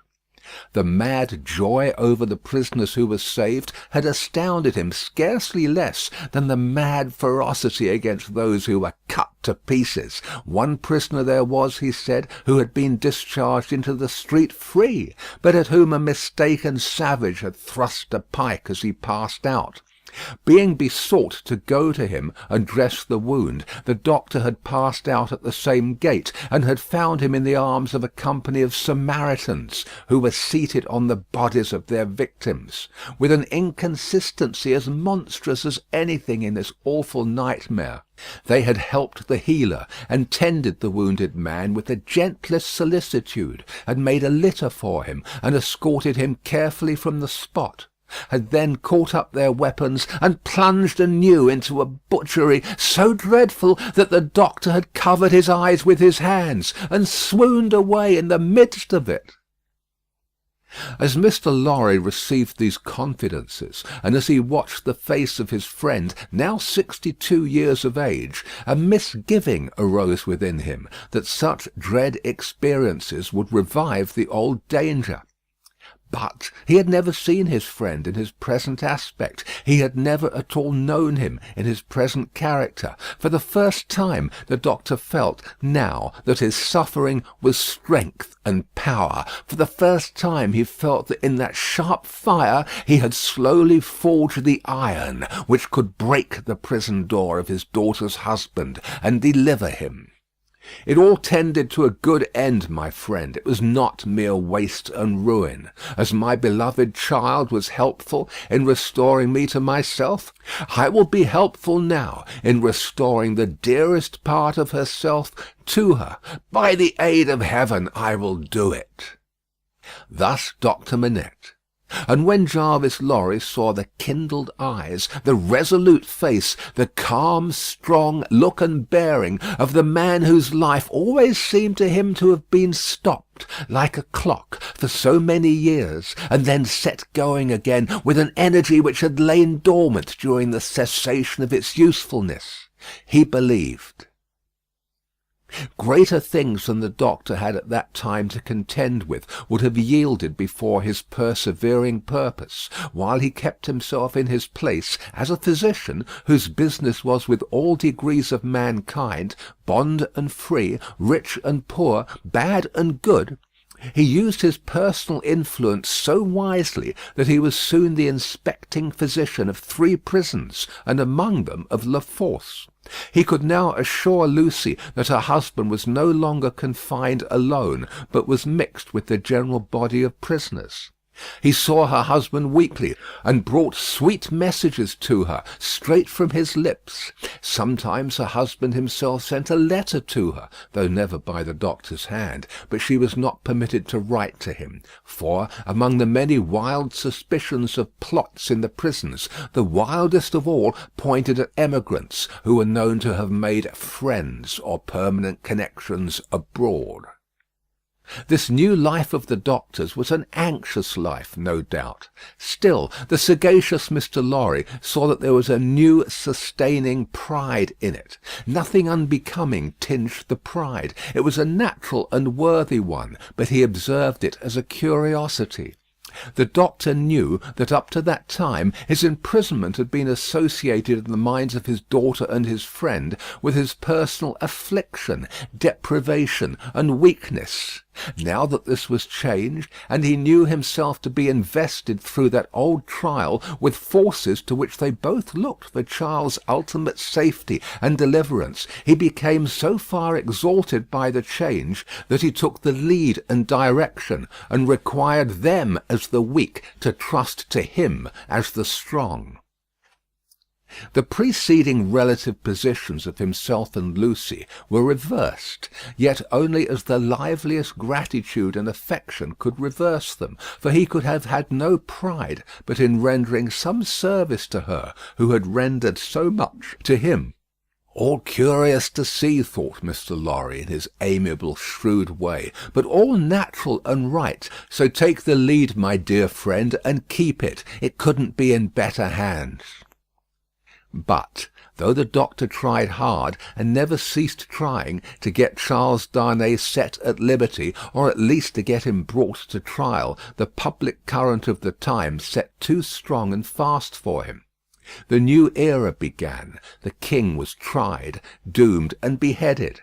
The Republic of Liberty, Equality, Fraternity, or Death, declared for victory or death against the world in arms. The black flag waved night and day from the great towers of Notre Dame. 300,000 men, summoned to rise against the tyrants of the earth, rose from all the varying soils of France, as if the dragon's teeth had been sown broadcast, and had yielded fruit equally on hill and plain, on rock, in gravel, and alluvial mud, under the bright sky of the south and under the clouds of the north, in fell and forest, in the vineyards and the olive grounds, and among the cropped grass and the stubble of the corn, along the fruitful banks of the broad rivers, and in the sand of the sea-shore. What private solicitude could rear itself against the deluge of the year one of liberty, the deluge rising from below, not falling from above, and with the windows of heaven shut, not opened?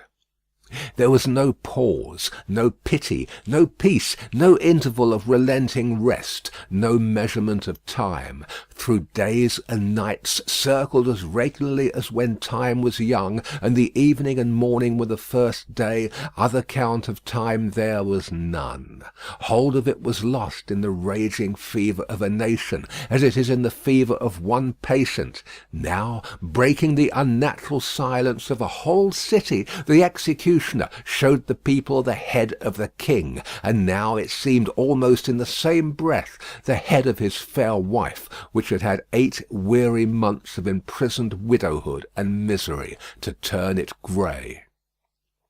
And yet, observing the strange law of contradiction which obtains in all such cases, the time was long while it flamed by so fast. A revolutionary tribunal in the capital, and 40 or 50,000 revolutionary committees all over the land, a law of the suspected, which struck away all security for liberty or life, and delivered over any good and innocent person to any bad and guilty one.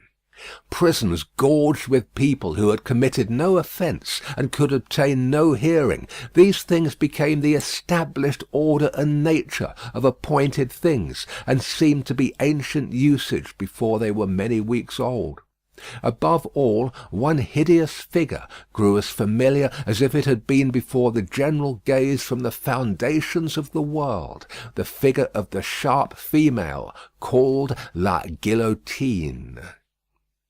It was the popular theme for jests. It was the best cure for headache. It infallibly prevented the hair from turning grey. It imparted a peculiar delicacy to the complexion. It was the national razor which shaved close, Who kissed la guillotine looked through the little window and sneezed into the sack. It was the sign of the regeneration of the human race. It superseded the cross. Models of it were worn on breasts, from which the cross was discarded, and it was bowed down to and believed in where the cross was denied. It sheared off heads so many that it and the ground it most polluted were a rotten red. It was taken to pieces like a toy puzzle for a young devil, and was put together again when the occasion wanted it. It hushed the eloquent, struck down the powerful, abolished the beautiful and good. 22 friends of high public mark, 21 living and 1 dead, it had lopped the heads off in one morning in as many minutes. The name of the strong man of old Scripture had descended to the chief functionary who worked it, but, so armed, he was stronger than his namesake and blinder, and tore away the gates of God's own temple every day. Among these terrors and the brood belonging to them, the doctor walked with a steady head, confident in his power, cautiously persistent in his end, never doubting that he would save Lucy's husband at last.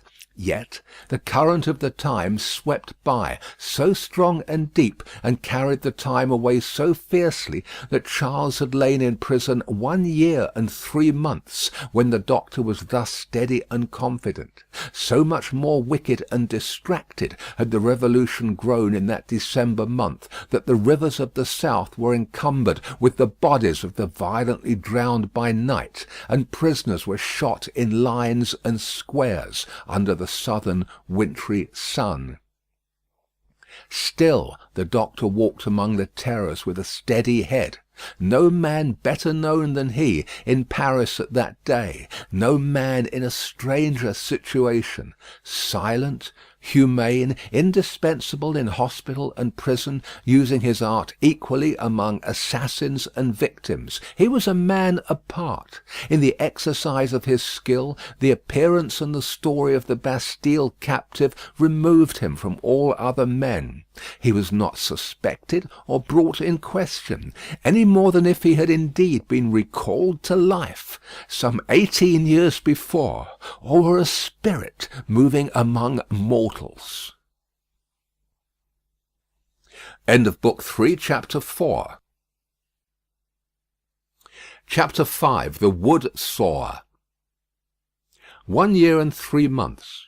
During all that time Lucy was never sure from hour to hour but that the guillotine would strike off her husband's head next day. Every day through the stony streets the tumbrils now jolted heavily, filled with condemned. Lovely girls, bright women, brown-haired, black-haired, and grey, youths, stalwart men and old, gentle-born and peasant-born, all red wine for la guillotine, all daily brought into light from the dark cellars of the loathsome prisons, and carried to her through the streets to slake her devouring thirst.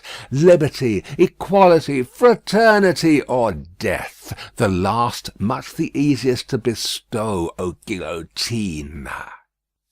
If the suddenness of her calamity and the whirling wheels of the time had stunned the doctor's daughter into awaiting the result in idle despair, it would but have been with her as it was with many.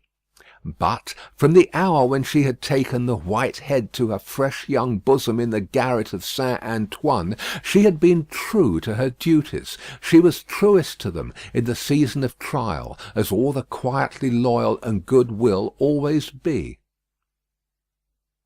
As soon as they were established in their new residence, and her father had entered on the routine of his avocations, she arranged the little household as exactly as if her husband had been there. Everything had its appointed place and its appointed time. Little Lucy she taught as regularly as if they had all been united in their English home. The slight devices with which she cheated herself into the show of a belief that they would soon be reunited, the little preparations preparations for his speedy return, the setting aside of his chair and his books, these, and the solemn prayer at night, for one dear prisoner especially, among the many unhappy souls in prison and the shadow of death, were almost the only outspoken reliefs of her heavy mind.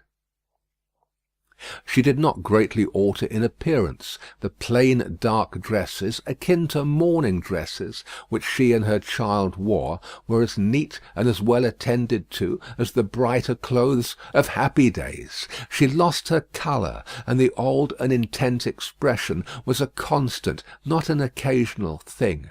Otherwise she remained very pretty and comely. Sometimes at night, on kissing her father, she would burst into the grief she had repressed all day, and would say that her sole reliance under heaven was on him. He always resolutely answered, "Nothing can happen to him without my knowledge, and I know that I can save him, Lucy."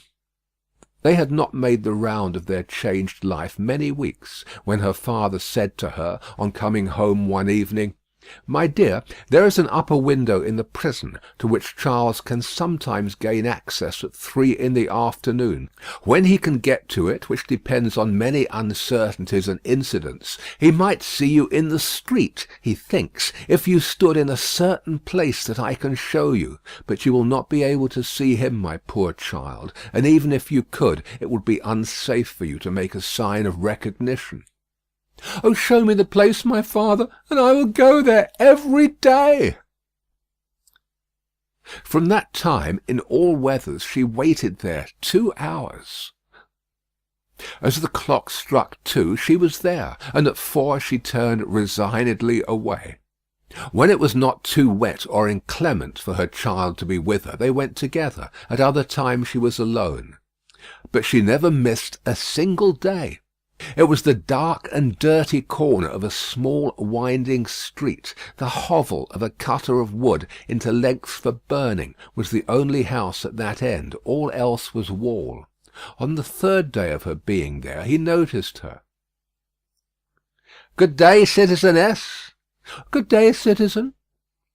This mode of address was now prescribed by decree. It had been established voluntarily some time ago among the more thorough patriots, but was now law for everybody. "Walking here again, citizeness?" "You see me, citizen?" The wood sawyer, who was a little man with a redundancy of gesture, he had once been a mender of roads, cast a glance at the prison, pointed at the prison, and putting his 10 fingers before his face to represent bars, peeped through them jocosely. "But it's not my business," said he, and went on sawing his wood. Next day he was looking out for her, and accosted her the moment she appeared. "What, walking here again, citizeness?" "Yes, citizen." "Ah, a child too. Your mother, is it not, my little citizeness?" "Do I say yes, mamma?" whispered little Lucy, drawing close to her. "Yes, dearest." "Yes, citizen." "Ah, but it is not my business. My work is my business. See my saw? I call it my little guillotine. La la la, la la la, and off his head comes." The billet fell as he spoke, and he threw it into a basket. "I call myself the Samson of the firewood guillotine. See here again, loo-loo-loo, loo-loo-loo, and off her head comes. Now a child, tickle, tickle, pickle, pickle, and off its head comes. All the family." Lucy shuddered as he threw 2 more billets into his basket, but it was impossible to be there while the wood sawyer was at work, and not be in his sight. Thenceforth, to secure his good will, she always spoke to him first, and often gave him drink money, which he readily received. He was an inquisitive fellow, and sometimes when she had quite forgotten him in gazing at the prison roof and grates, and in lifting her heart up to her husband, she would come to herself to find him looking at her, with his knee on his bench, and his saw stopped in its work. "But it's not my business," he would generally say at those times, and would briskly fall to his sawing again. In all weathers, in the snow and frost of winter, in the bitter winds of spring, in the hot sunshine of summer, in the rains of autumn, and again in the snow and frost of winter, Lucy passed 2 hours of every day at this place, and every day on leaving it she kissed the prison wall. Her husband saw her, so she learned from her father. It might be once in 5 or 6 times. It might be twice or thrice running. It might be not for a week or a fortnight together. It was enough that he could and did see her when the chances served, and on that possibility he would have waited out the day 7 days a week. These occupations brought her round to the December month, wherein her father walked among the terrors with a steady head. On a lightly snowing afternoon she arrived at the usual corner. It was a day of some wild rejoicing and a festival. She had seen the houses, as she came along, decorated with little pikes, and with little red caps stuck upon them, also with tricoloured ribbons, also with the standard inscription. Tricoloured letters were the favourite: "Republic one and indivisible, liberty, equality, fraternity, or death." The miserable shop of the wood sawer was so small that its whole surface furnished very indifferent space for this legend.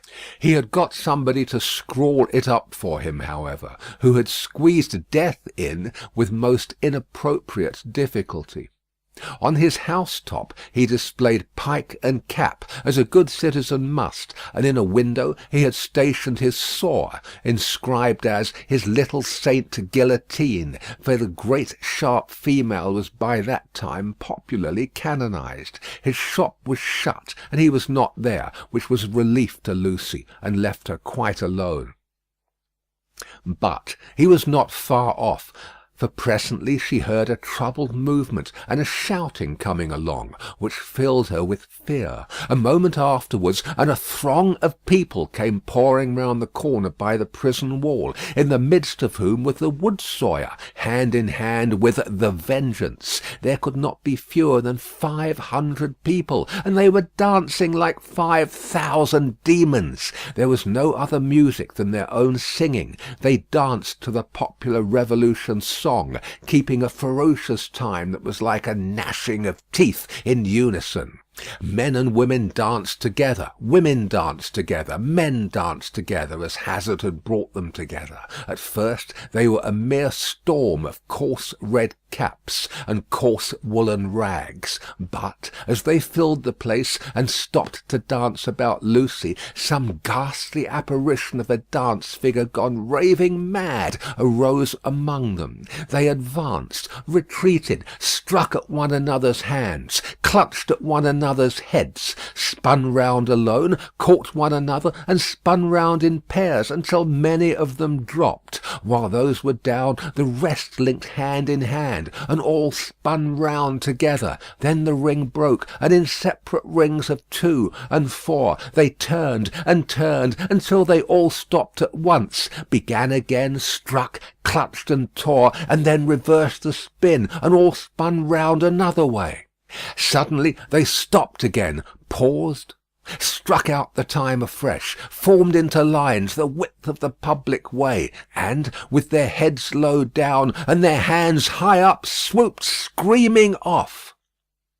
No fight could have been half so terrible as this dance. It was so emphatically a fallen sport, as something once innocent delivered over to all devilry, a healthy pastime changed into a means of angering the blood, bewildering the senses, and stealing the heart. Such grace as was visible in it made it the uglier, showing how warped and perverted all things good by nature were become. The maidenly bosom bared to this, the pretty almost child's head thus distracted, the delicate foot mincing in this slough of blood and dirt, were types of the disjointed time. This was the Carmagnole, as it passed, leaving Lucy frightened and bewildered in the doorway of the wood sawyer's house. The feathery snow fell as quietly and lay as white and soft as if it had never been. "Oh, my father!" For he stood before her when she lifted up the eyes she had momentarily darkened with her hand. "Such a cruel, bad sight!" "I know, my dear, I know. I have seen it many times. Don't be frightened. Not one of them would harm you." "I am not frightened for myself, my father, but when I think of my husband and the mercies of these people." "We will set him above their mercies very soon. I left him climbing to the window, and I came to tell you. There is no one here to see. You may kiss your hand towards that highest shelving roof." "I do so, father, and I send him my soul with it." "You cannot see him, my poor dear?" "No, father," said Lucy, yearning and weeping as she kissed her hand. "No." A footstep in the snow. Madame Defarge. "I salute you, citizeness," from the doctor. "I salute you, citizen." This in passing, nothing more. Madame Defarge gone like a shadow over the white road. "Give me your arm, my love. Pass from here with an air of cheerfulness and courage, for his sake. That was well done." They had left the spot. "It shall not be in vain. Charles is summoned for to-morrow." "For to-morrow?" "There is no time to lose. I am well prepared, but there are precautions to be taken that could not be taken until he was actually summoned before the tribunal. He has not received the notice yet, but I know that he will presently be summoned for to-morrow, and removed to the conciergerie. I have timely information. You are not afraid?" She could scarcely answer. "I trust in you." "Do so implicitly. Your suspense is nearly ended, my darling. He shall be restored to you within a few hours. I have encompassed him with every protection. I must see Lorry." He stopped. There was a heavy lumbering of wheels within hearing. They both knew too well what it meant. 1, 2, 3. 3 tumbrils faring away with their dread loads over the hushing snow. "I must see Lorry," the doctor repeated, turning her another way. The staunch old gentleman was still in his trust, had never left it. He and his books were in frequent requisition as to property confiscated and made national. What he could save for the owners, he saved. No better man living to hold fast by what Tellson's had in keeping, and to hold his peace. A murky red and yellow sky and a rising mist from the Seine denoted the approach of darkness. It was almost dark when they arrived at the bank. The stately residence of Monseigneur was altogether blighted and deserted. Above a heap of dust and ashes in the court ran the letters, "National property, Republic one and indivisible, liberty, equality, fraternity, or death." Who could that be with Mr. Lorry, the owner of the riding coat upon the chair, who must not be seen? From whom newly arrived did he come out, agitated and surprised, to take his favourite in his arms? To whom did he appear, to repeat her faltering words, when, raising his voice and turning his head towards the door of the room from which he had issued, he said, "Removed to the conciergerie and summoned for to-morrow"? End of Book 3, Chapter 5. Chapter 6. Triumph. The dread tribunal of 5 judges, public prosecutor, and determined jury sat every day. Their lists went forth every evening, and were read out by the jailers of the various prisons to their prisoners. The standard jailer joke was, "Come out and listen to the evening paper, you inside there. Charles Evrémonde called Darnay." So at last began the evening paper at La Force. When a name was called, its owner stepped apart into a spot reserved for those who were announced as being thus fatally recorded. Charles Evrémonde, called Darnay, had reason to know the usage. He had seen hundreds pass away so. His bloated gaoler, who wore spectacles to read with, glanced over them to assure himself that he had taken his place, and went through the list, making a similar short pause at each name. There were 23 names, but only 20 were responded to, for one of the prisoners so summoned had died in gaol and been forgotten, and 2 had already been guillotined and forgotten. The list was read in the vaulted chamber where Darnay had seen the associated prisoners on the night of his arrival. Every one of those had perished in the massacre. Every human creature he had since cared for and parted with had died on the scaffold. There were hurried words of farewell and kindness, but the parting was soon over. It was the incident of every day, and the society of La Force were engaged in the preparation of some games of forfeit and a little concert for that evening. They crowded to the grates and shed tears there. But 20 places in the projected entertainments had to be refilled, and the time was at best short to the lock-up hour, when the common rooms and corridors would be delivered over to the great dogs who kept watch there through the night. The prisoners were far from insensible or unfeeling. Their ways arose out of the condition of the time. Similarly, though with a subtle difference, a species of fervour or intoxication, known, without doubt, to have led some persons to brave the guillotine unnecessarily and to die by it, was not mere boastfulness, but a wild infection of the wildly shaken public mind. In seasons of pestilence, some of us will have a secret attraction to the disease, a terrible passing inclination to die of it. And all of us have like wonders hidden in our breasts, only needing circumstances to evoke them. The passage to the conciergerie was short and dark. The night in its vermin-haunted cells was long and cold. Next day 15 prisoners were put to the bar before Charles Darnay's name was called. All the 15 were condemned, and the trials of the whole occupied an hour and a half. Charles Evrémonde, called Darnay, was at length arraigned. His judges sat upon the bench in feathered hats, but the rough red cap and tricoloured cockade was the headdress otherwise prevailing. Looking at the jury and the turbulent audience, he might have thought that the usual order of things was reversed, and that the felons were trying the honest men. The lowest, cruellest, and worst populace of a city, never without its quantity of low, cruel, and bad, were the directing spirits of the scene, noisily commenting, applauding, disapproving, anticipating, and precipitating the result without a check.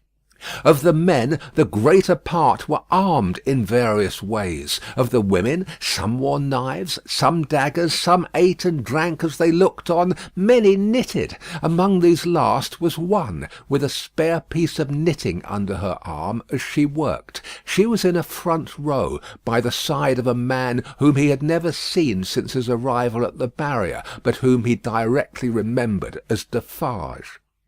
He noticed that she once or twice whispered in his ear, and that she seemed to be his wife. But what he most noticed in the 2 figures was, that, although they were posted as close to himself as they could be, they never looked towards him.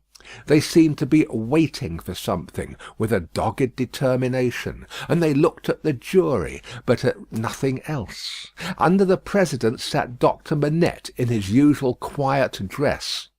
As well as the prisoner could see, he and Mr. Lorry were the only men there unconnected with the tribunal, who wore their usual clothes, and had not assumed the coarse garb of the Carmagnole. Charles Evrémonde, called Darnay, was accused by the public prosecutor as an emigrant, whose life was forfeit to the Republic, under the decree which banished all emigrants on pain of death. It was nothing that the decree bore date since his return to France. There he was, and there was the decree. He had been taken in France, and his head was demanded. "Take off his head!" cried the audience. "An enemy to the Republic!" The president rang his bell to silence those cries, and asked the prisoner whether it was not true that he had lived many years in England. Undoubtedly it was. Was he not an emigrant then? What did he call himself? Not an emigrant, he hoped, within the sense and spirit of the law. Why not? The president desired to know. Because he had voluntarily relinquished a title that was distasteful to him, and a station that was distasteful to him, and had left his country. He submitted before the word emigrant in the present acceptation by the tribunal was in use, to live by his own industry in England, rather than on the industry of the overladen people of France. What proof had he of this? He handed in the names of two witnesses, Théophile Gabelle and Alexandre Manette. But he had married in England, the president reminded him. True, but not an English woman. A citizeness of France? Yes, by birth. Her name and family? Lucie Manette, only daughter of Dr. Manette, the good physician who sits there. This answer had a happy effect upon the audience. Cries in exaltation of the well-known good physician rent the hall. So capriciously were the people moved that tears immediately rolled down several ferocious countenances which had been glaring at the prisoner a moment before, as if with impatience to pluck him out into the streets and kill him. On these few steps of his dangerous way, Charles Darnay had set his foot according to Dr. Manette's reiterated instructions. The same cautious counsel directed every step that lay before him, and had prepared every inch of his road. The president asked why had he returned to France when he did, and not sooner. He had not returned sooner, he replied, simply because he had no means of living in France, save those he had resigned, whereas, in England, he lived by giving instruction in the French language and literature. He had returned when he did, on the pressing and written entreaty of a French citizen, who represented that his life was endangered by his absence. He had come back to save a citizen's life, and to bear his testimony at whatever personal hazard to the truth. Was that criminal in the eyes of the Republic? The populace cried enthusiastically, "No!" and the president rang his bell to quiet them, which it did not, for they continued to cry "No!" until they left off of their own will. The president required the name of that citizen. The accused explained that the citizen was his first witness. He also referred with confidence to the citizen's letter, which had been taken from him at the barrier, but which he did not doubt would be found among the papers then before the president. The doctor had taken care that it should be there, had assured him that it would be there, and at this stage of the proceedings it was produced and read. Citizen Gabelle was called to confirm it, and did so. Citizen Gabelle hinted, with infinite delicacy and politeness, that in the pressure of business imposed on the tribunal by the multitude of enemies of the Republic with which it had to deal, he had been slightly overlooked in his prison of the Abbaye. In fact, had rather passed out of the tribunal's patriotic remembrance until 3 days ago, when he had been summoned before it, and had been set at liberty on the jurors declaring themselves satisfied that the accusation against him was answered, as to himself, by the surrender of the citizen Evrémonde, called Darnay. Dr. Manette was next questioned. His high personal popularity and the clearness of his answers made a great impression. But as he proceeded, as he showed that the accused was his first friend on his release from his long imprisonment, that the accused had remained in England, always faithful and devoted to his daughter and himself in their exile, that, so far from being in favour with the aristocrat government there, he had actually been tried for his life by it as the foe of England and friend of the United States. As he brought these circumstances into view with the greatest discretion and with the straightforward force of truth and earnestness, the jury and the populace became one. At last, when he appealed by name to Monsieur Lorry, An English gentleman then and there present, who, like himself, had been a witness on that English trial, and could corroborate his account of it, the jury declared that they had heard enough, and that they were ready with their votes if the President were content to receive them. At every vote the jurymen voted aloud and individually. The populace set up a shout of applause. All the voices were in the prisoner's favour, and the President declared him free.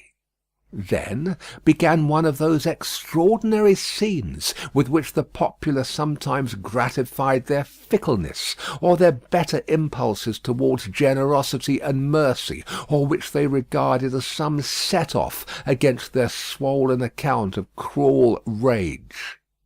No man can decide now to which of these motives such extraordinary scenes were referable. It is probable to a blending of all the three, with the second predominating. No sooner was the acquittal pronounced than tears were shed as freely as blood at another time, and such fraternal embraces were bestowed upon the prisoner by as many of both sexes as could rush at him, that after his long and unwholesome confinement he was in danger of fainting from exhaustion.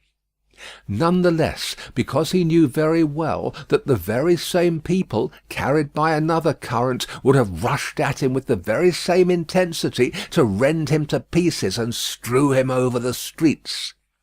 His removal, to make way for other accused persons who were to be tried, rescued him from these caresses for the moment. 5 were to be tried together next, as enemies of the Republic, forasmuch as they had not assisted it by word or deed.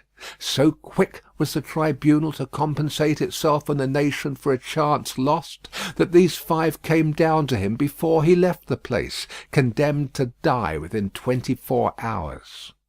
The first of them told him so, with the customary prison sign of death, a raised finger, and they all added in words, "Long live the Republic." The 5 had had, it is true, no audience to lengthen their proceedings, for when he and Dr. Manette emerged from the gate, there was a great crowd about it, in which there seemed to be every face he had seen in court, except 2, for which he looked in vain.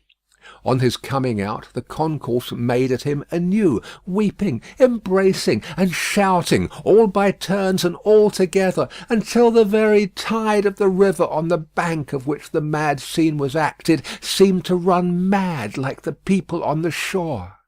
They put him into a great chair they had among them, and which they had taken either out of the court itself or one of its rooms or passages. Over the chair they had thrown a red flag, and to the back of it they had bound a pike with a red cap on its top. In this car of triumph, not even the doctor's entreaties could prevent his being carried to his home on men's shoulders, with a confused sea of red caps heaving about him, and casting up to sight from the stormy deep such wrecks of faces that he more than once misdoubted his mind being in confusion, and that he was in the tumbril on his way to the guillotine.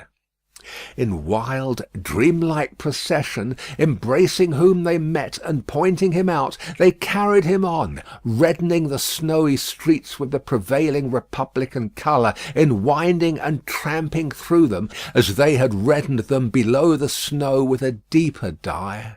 They carried him thus into the courtyard of the building where he lived. Her father had gone on before to prepare her, and when her husband stood upon his feet, she dropped insensible in his arms.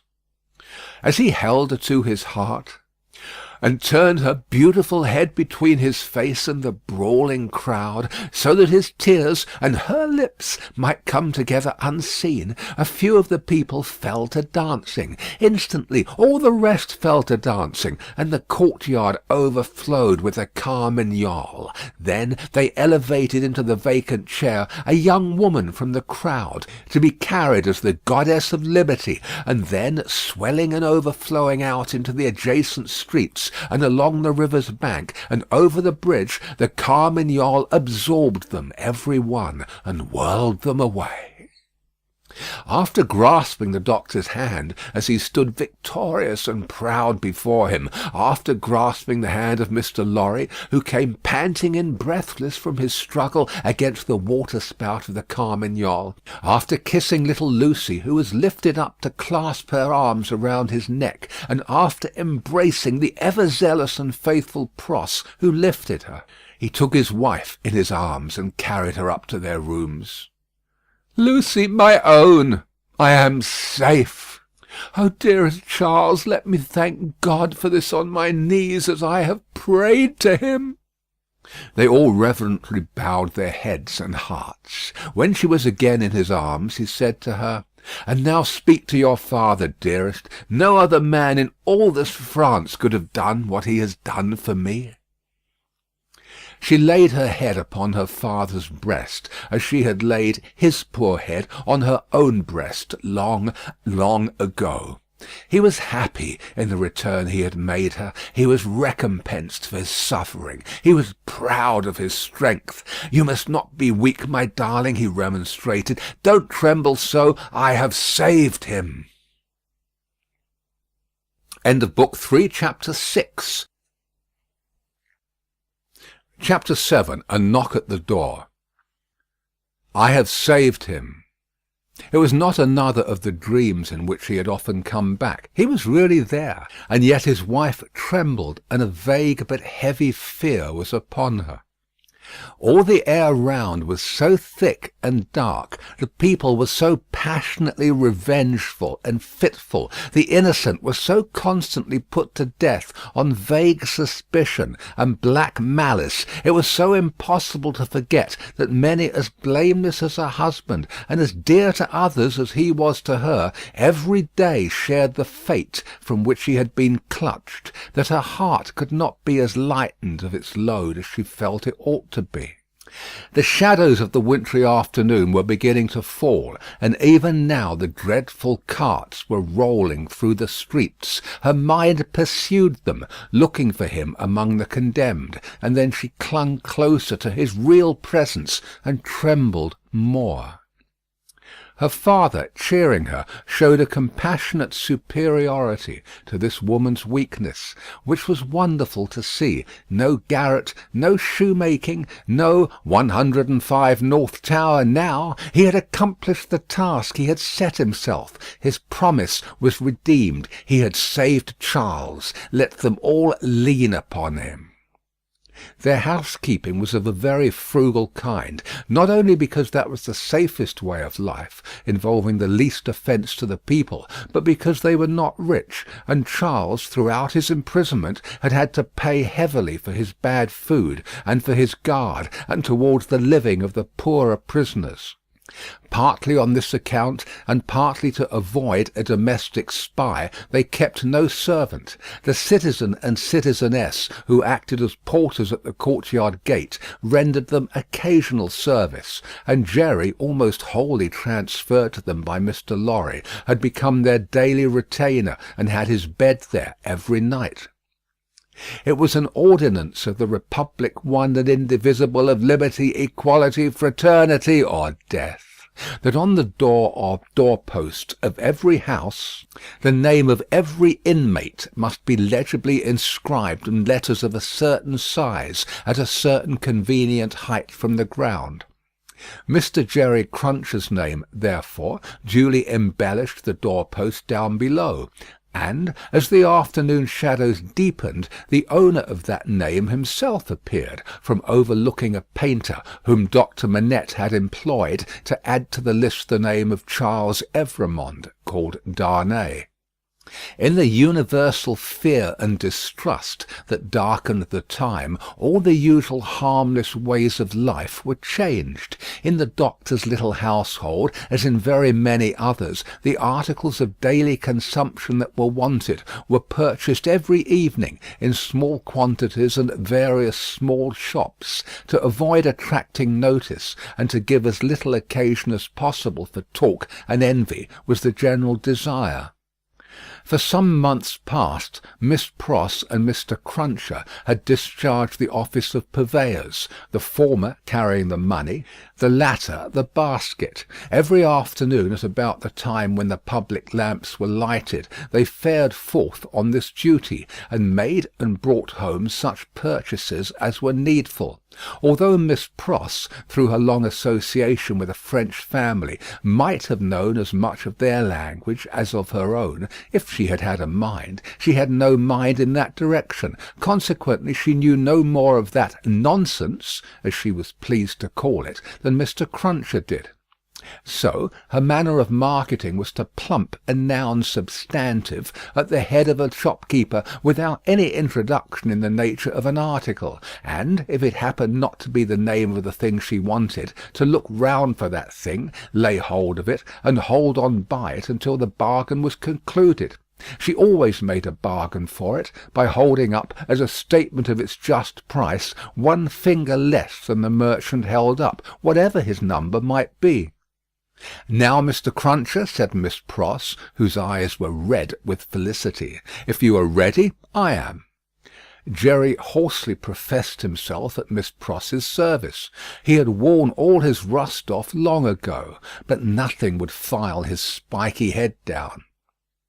"There's all manner of things wanted," said Miss Pross, "and we shall have a precious time of it. We want wine among the rest. Nice toasts these redheads will be drinking wherever we buy it." "It will be much the same to your knowledge, miss, I should think," retorted Jerry, "whether they drink your health or the old un's." "Who's he?" said Miss Pross. Mr. Cruncher, with some diffidence, explained himself as meaning Old Nick's. "Ha!" said Miss Pross, "it doesn't need an interpreter to explain the meaning of these creatures. They have but one, and it's midnight murder and mischief." "Hush, dear! Pray, be cautious!" cried Lucy. Yes, I'll be cautious," said Miss Pross, "but I may say among ourselves that I do hope there will be no oniony and tobacco-y smotherings in the form of embracings all round going on in the streets. Now, Ladybird, never you stir from that fire till I come back. Take care of the dear husband you have recovered, and don't move your pretty head from his shoulder, as you have it now, till you see me again. May I ask a question, Dr. Manette, before I go?" "I think you may take that liberty," the doctor answered, smiling. "For gracious sake, don't talk about liberty. We have quite enough of that," said Miss Pross. "Hush, dear! Again?" Lucy remonstrated. "Well, my sweet," said Miss Pross, nodding her head emphatically, "the short and the long of it is that I am a subject of his most gracious Majesty King George III." Miss Pross curtsied at the name. "And as such, my maxim is, confound their politics, frustrate their knavish tricks. On him our hopes we fix. God save the King."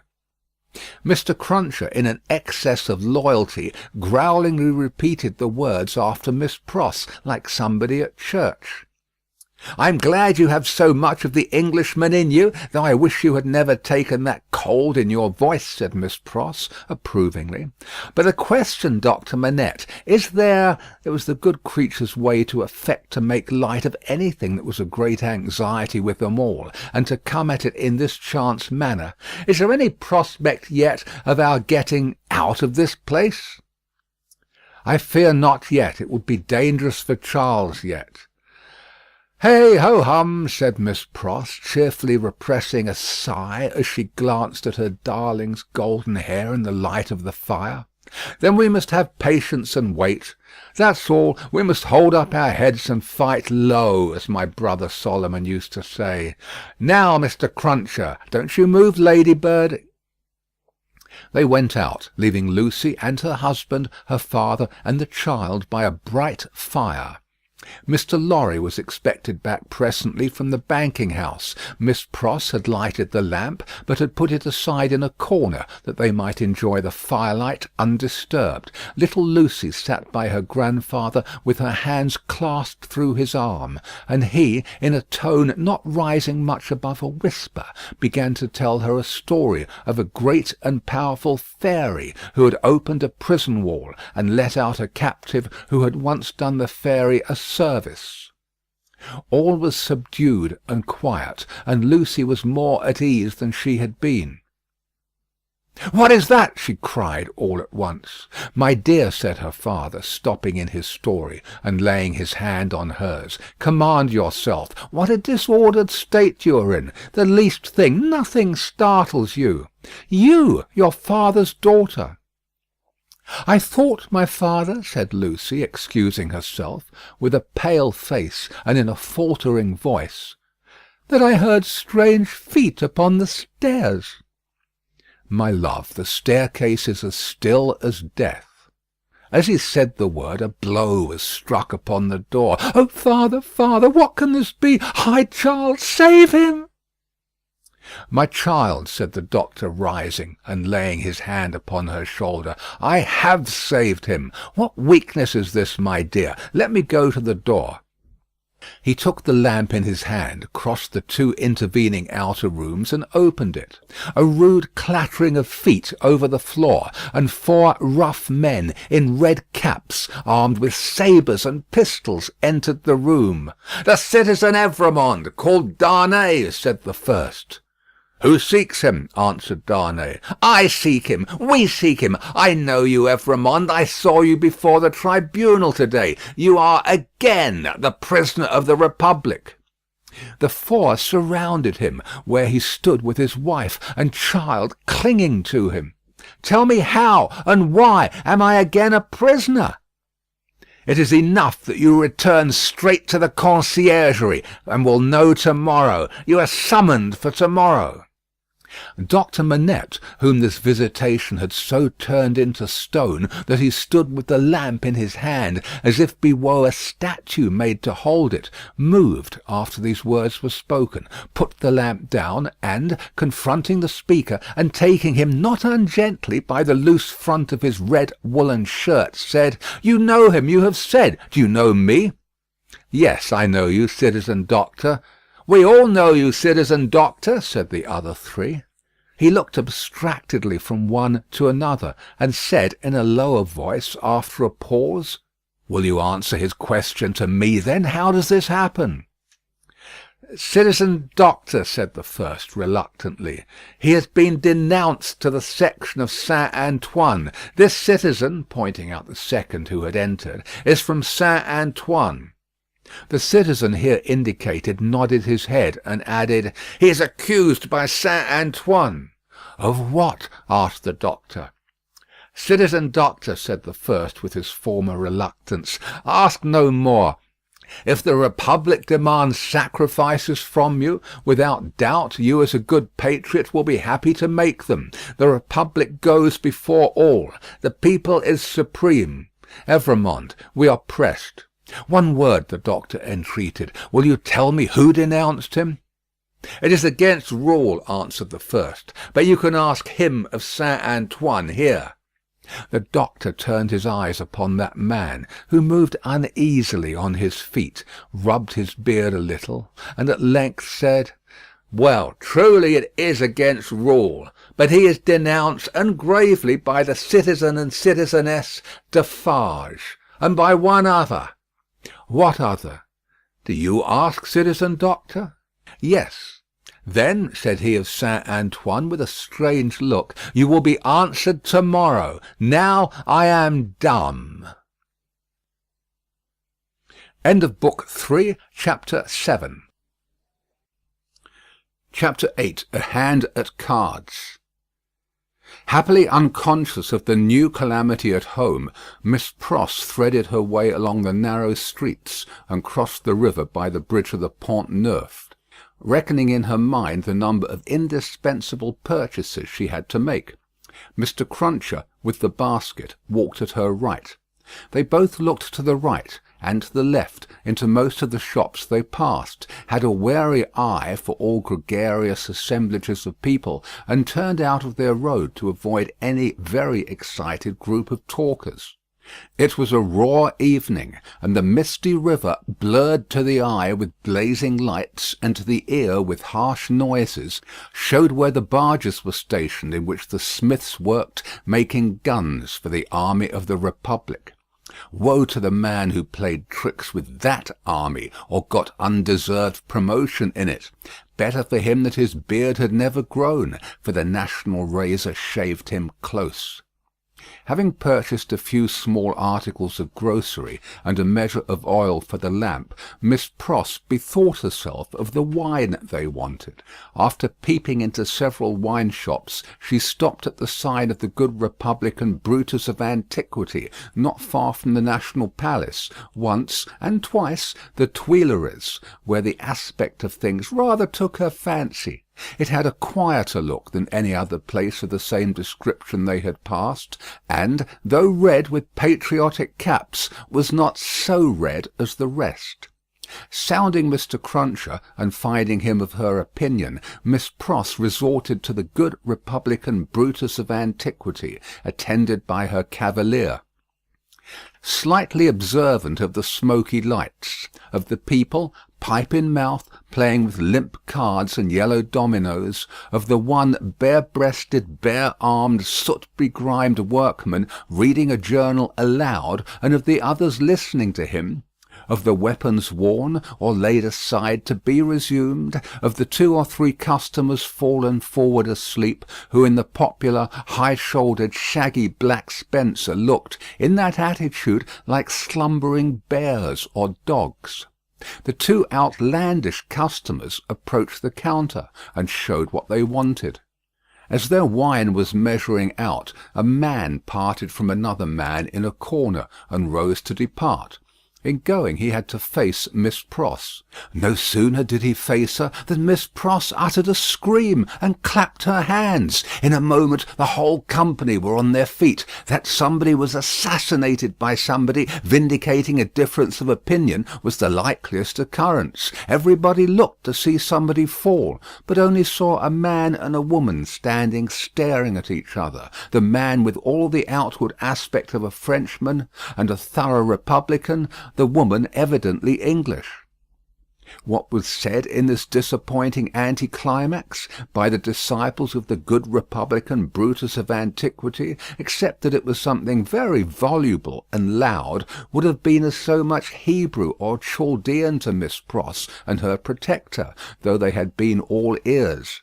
But they had no ears for anything in their surprise, for it must be recorded that not only was Miss Pross lost in amazement and agitation, but Mr. Cruncher, though it seemed on his own separate and individual account, was in a state of the greatest wonder.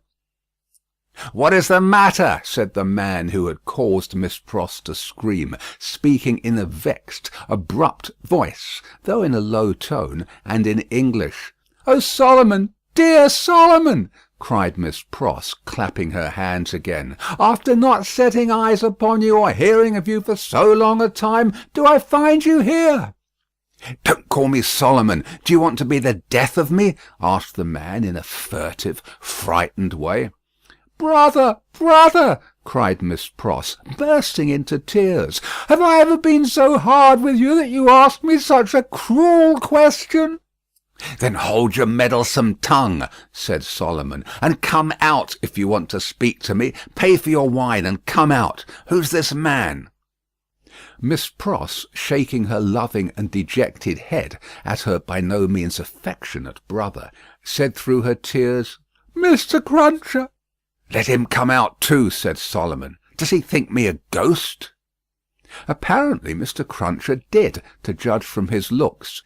He said not a word, however, and Miss Pross, exploring the depths of her reticule through her tears with great difficulty, paid for her wine.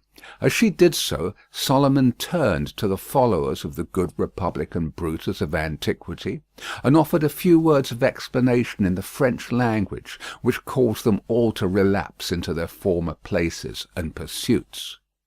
"Now," said Solomon, stopping at the dark street corner, "what do you want?" "How dreadfully unkind in a brother nothing has ever turned my love away from," cried Miss Pross, "to give me such a greeting and show me no affection." "There, confound it, there," said Solomon, making a dab at Miss Pross's lips with his own. "Now, are you content?" Miss Pross only shook her head and wept in silence. "If you expect me to be surprised," said her brother Solomon, "I am not surprised. I knew you were here. I know of most people who are here. If you really don't want to endanger my existence, which I half believe you do, go your ways as soon as possible, and let me go mine. I am busy. I am an official."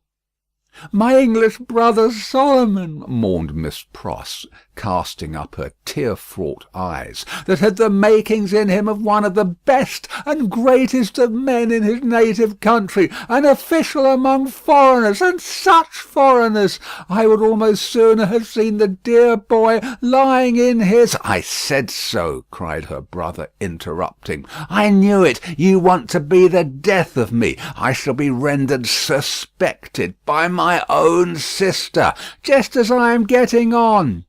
"The gracious and merciful heavens forbid!" cried Miss Pross. "Far rather would I never see you again, dear Solomon, though I have ever loved you truly, and ever shall. Say but one affectionate word to me, and tell me there is nothing angry or estranged between us, and I will detain you no longer."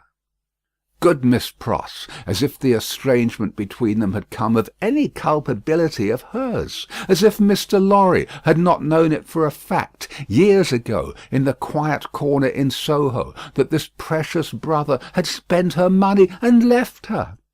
He was saying the affectionate word, however, with a far more grudging condescension and patronage than he could have shown if their relative merits and positions had been reversed, which is invariably the case all the world over, when Mr. Cruncher, touching him on the shoulder, hoarsely and unexpectedly interposed with the following singular question: "I say, might I ask the favour as to whether your name is John Solomon or Solomon John?"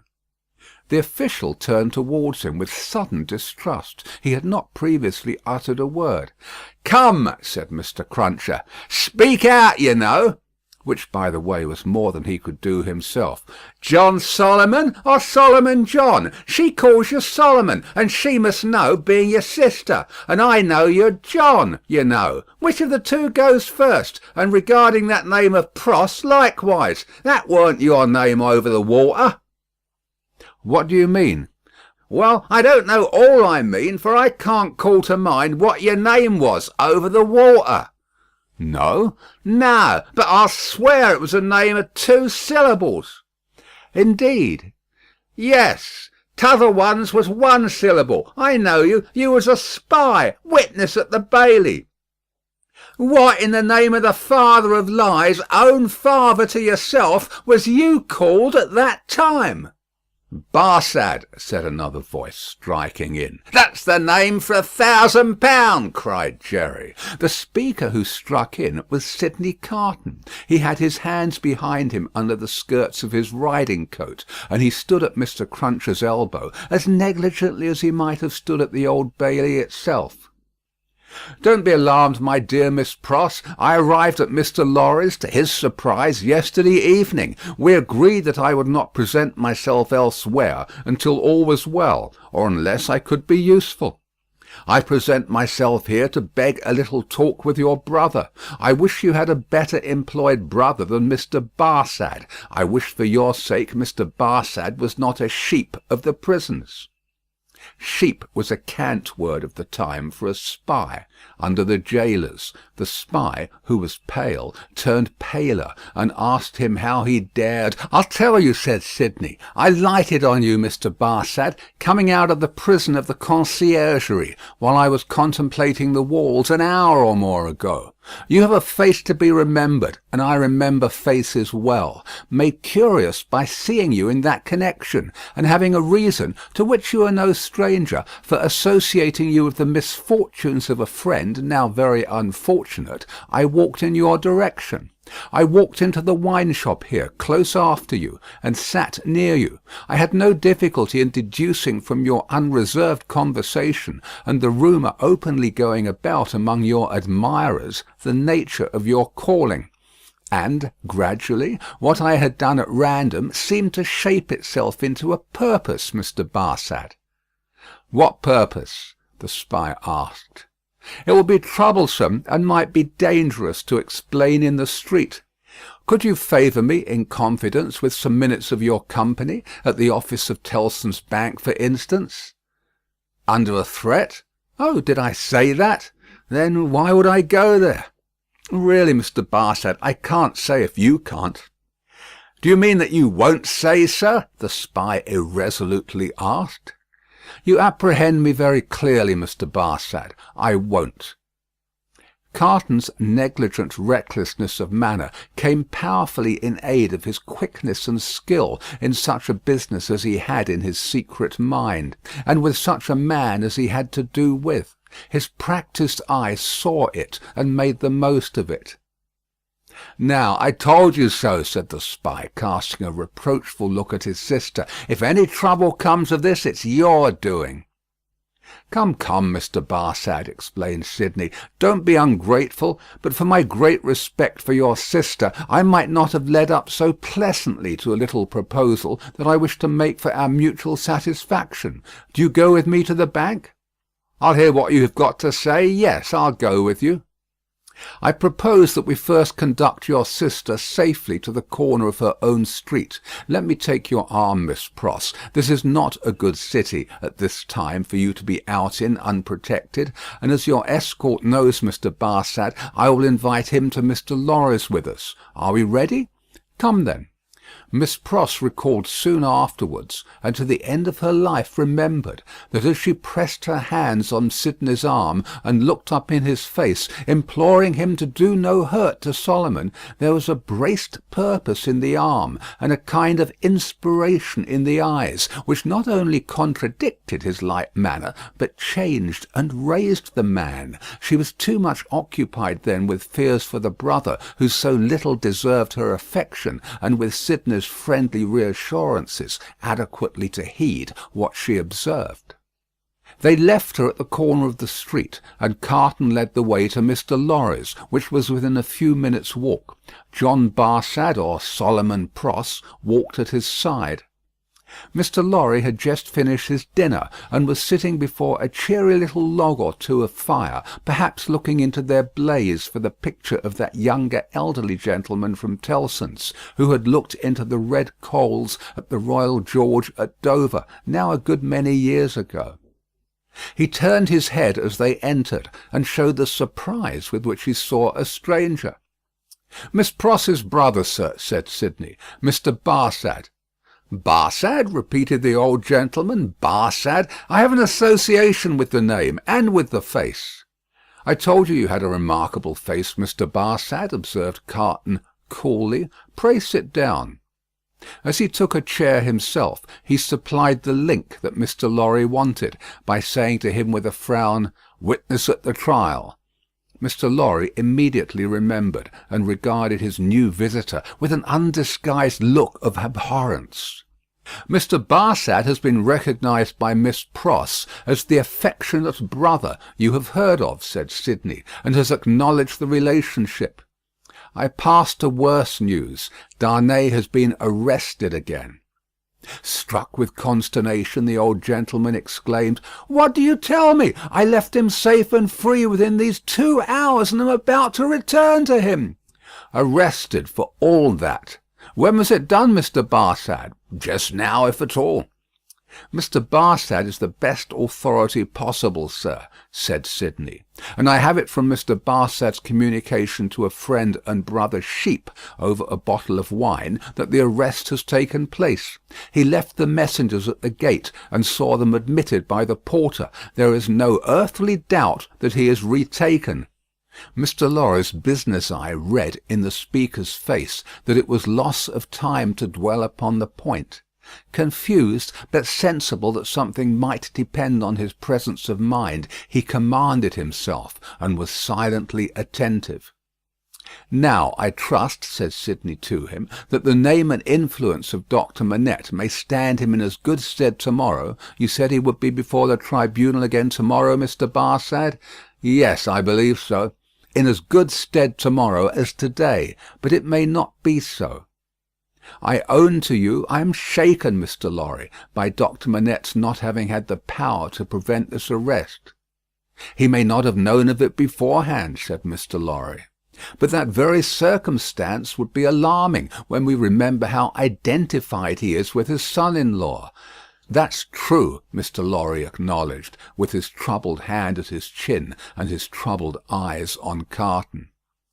In short, said Sidney, this is a desperate time, when desperate games are played for desperate stakes. Let the doctor play the winning game, I will play the losing one. No man's life here is worth purchase. Any one carried home by the people today may be condemned tomorrow. Now, the stake I have resolved to play for, in case of the worst, is a friend in the conciergerie. And the friend I purpose to myself to win is Mr. Barsad. You need have good cards, sir, said the spy. I'll run them over. I'll see what I hold. Mr. Lorry, you know what a brute I am. I wish you'd give me a little brandy. It was put before him, and he drank off a glassful, drank off another glassful, pushed the bottle thoughtfully away. Mr. Barsad, he went on, in the tone of one who really was looking over a hand at cards, sheep of the prisons, emissary of Republican committees, now turnkey, now prisoner, always spy and secret informer, so much the more valuable here for being English, that an Englishman is less open to suspicion of subornation in these characters than a Frenchman, represents himself to his employers under a false name. That's a very good card. Mr. Barsad, now in the employ of the Republican French government, was formerly in the employ of the aristocratic English government, the enemy of France and freedom. That's an excellent card. Inference clear as day in this region of suspicion that Mr. Barsad, still in the pay of the aristocratic English government, is the spy of Pitt, the treacherous foe of the Republic, crouching in its bosom, the English traitor, an agent of all mischief, so much spoken of and so difficult to find. That's a card not to be beaten. Have you followed my hand, Mr. Barsad? Not to understand your play, returned the spy, somewhat uneasily. I play my ace, denunciation of Mr. Barsad to the nearest section committee. Look over your hand, Mr. Barsad, and see what you have. Don't hurry. He drew the bottle near, poured out another glassful of brandy, and drank it off. He saw that the spy was fearful of his drinking himself into a fit state for the immediate denunciation of him. Seeing it, he poured out and drank another glassful. Look over your hand carefully, Mr. Barsad. Take time. It was a poorer hand than he suspected. Mr. Barsad saw losing cards in it that Sidney Carton knew nothing of. Thrown out of his honourable employment in England through too much unsuccessful hard swearing there, not because he was not wanted there. Our English reasons for vaunting our superiority to secrecy and spies are of very modern date. He knew that he had crossed the Channel and accepted service in France, first as a tempter and an eavesdropper among his own countrymen there, gradually as a tempter and an eavesdropper among the natives. He knew that under the overthrown government he had been a spy upon Saint Antoine and Defarge's wine shop, had received from the watchful police such heads of information concerning Dr. Manette's imprisonment, release, and history, as should serve him for an introduction to familiar conversation with the Defarges, and tried them on Madame Defarge, and had broken down with them signally. He always remembered with fear and trembling that terrible woman had knitted when he talked with her, and had looked ominously at him as her fingers moved. He had since seen her in the section of Saint Antoine over and over again produce her knitted registers and denounce people whose lives the guillotine then surely swallowed up. He knew, as every one employed as he was did, that he was never safe, that flight was impossible, that he was tied fast under the shadow of the axe, and that in spite of his utmost tergiversation and treachery in furtherance of the reigning terror, a word might bring it down upon him. Once denounced, and on such grave grounds as had just now been suggested to his mind, he foresaw that the dreadful woman of whose unrelenting character he had seen many proofs would produce against him that fatal register, and would quash his last chance of life. Besides that all secret men are men soon terrified, here was surely cards enough of one black suit to justify the holder in growing rather livid as he turned them over. "You scarcely seem to like your hand," said Sidney, with the greatest composure. "Do you play?" "I think, sir," said the spy, in the meanest manner, as he turned to Mr. Lorry, "I may appeal to a gentleman of your years and benevolence to put it to this other gentleman, so much your junior, whether he can under any circumstances reconcile it to his station to play that ace of which he has spoken. I admit that I am a spy, and that it is considered a discreditable station, though it must be filled by somebody. But this gentleman is no spy, and why should he so demean himself as to make himself one?" "I play my ace, Mr. Barsad," said Carton, taking the answer on himself, and looking at his watch, "without any scruple, in a very few minutes." "I should have hoped, gentlemen both," said the spy, always striving to hook Mr. Lorry into the discussion, "that your respect for my sister—" "I could not better testify my respect for your sister than by finally relieving her of her brother," said Sidney Carton. "You think not, sir?" "I have thoroughly made up my mind about it." The smooth manner of the spy, curiously in dissonance with his ostentatiously rough dress, and probably with his usual demeanour, received such a check from the inscrutability of Carton, who was a mystery to wiser and honester men than he, that it faltered here and failed him. While he was at a loss, Carton said, resuming his former air of contemplating cards, "And indeed, now I think again, I have a strong impression that I have another good card here, not yet enumerated. That friend and fellow Sheep, who spoke of himself as pasturing in the country prisons, who was he?" "French. You don't know him," said the spy, quickly. "French, eh?" repeated Carton, musing, and not appearing to notice him at all, though he echoed his word. "Well, he may be." "Is, I assure you," said the spy, "though it's not important."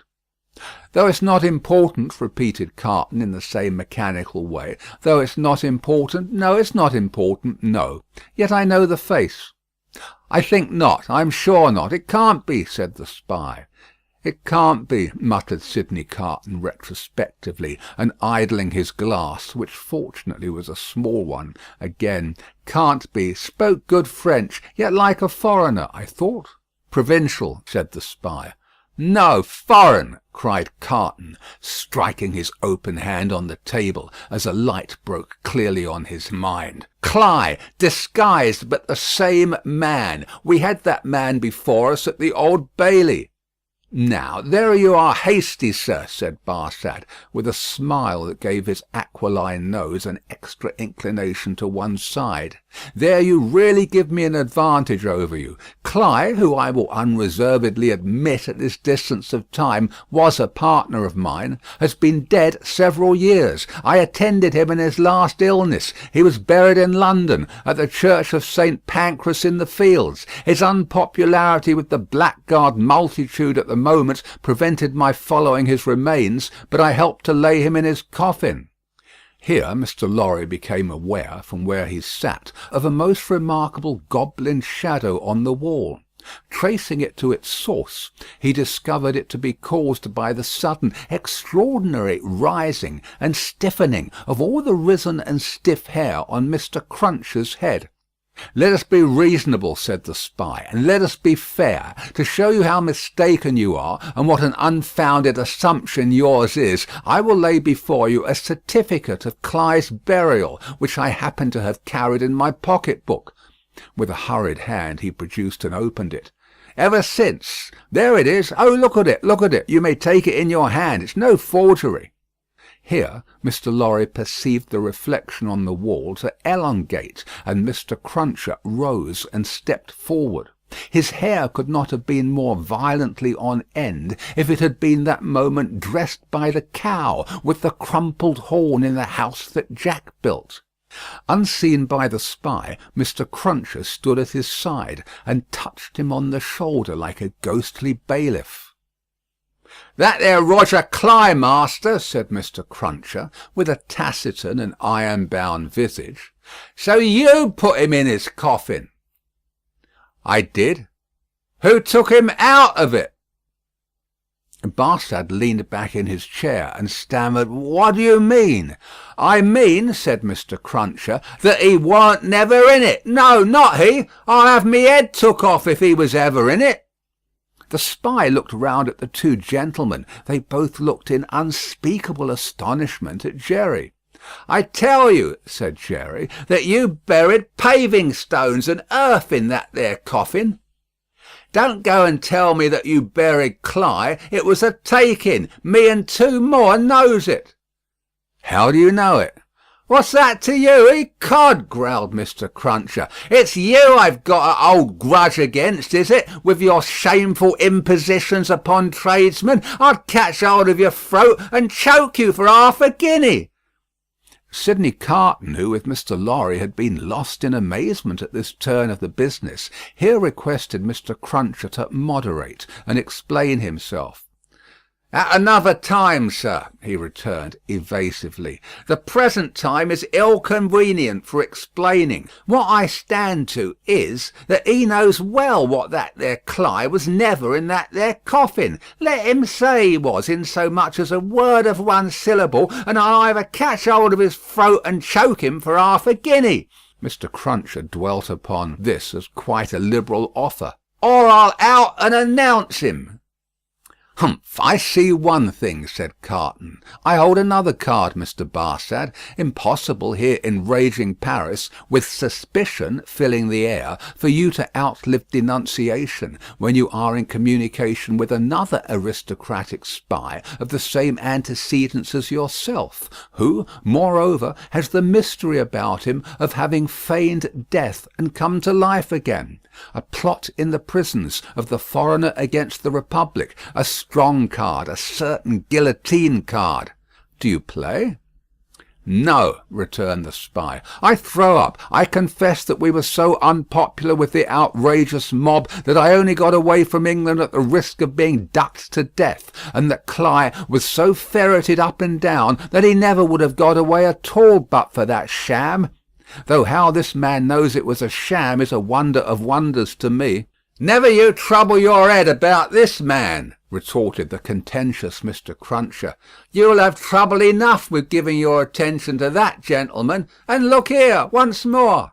Mr. Cruncher could not be restrained from making rather an ostentatious parade of his liberality. "I'd catch hold of your throat and choke you for half a guinea." The sheep of the prisons turned from him to Sidney Carton, and said with more decision, "It has come to a point. I go on duty soon, and can't overstay my time. You told me you had a proposal. What is it? Now, it is of no use asking too much of me. Ask me to do anything in my office, putting my head in great extra danger, and I'd better trust my life to the chances of a refusal than the chances of consent. In short, I should make that choice. You talk of desperation. We are all desperate here. Remember, I may denounce you if I think proper, and I can swear my way through stone walls, and so can others. Now, what do you want with me?" "Not very much." "You are a turnkey at the conciergerie?" "I tell you once for all, there is no such thing as an escape possible," said the spy firmly. "Why need you tell me what I have not asked? You are a turnkey at the conciergerie?" "I am sometimes." "You can be when you choose?" "I can pass in and out when I choose." Sidney Carton filled another glass with brandy, poured it slowly out upon the hearth, and watched it as it dropped. It being all spent, he said, rising, "So far we have spoken before these two, because it was as well that the merits of the card should not rest solely between you and me. Come into the dark room here, and let us have one final word alone." End of Book 3, Chapter 8.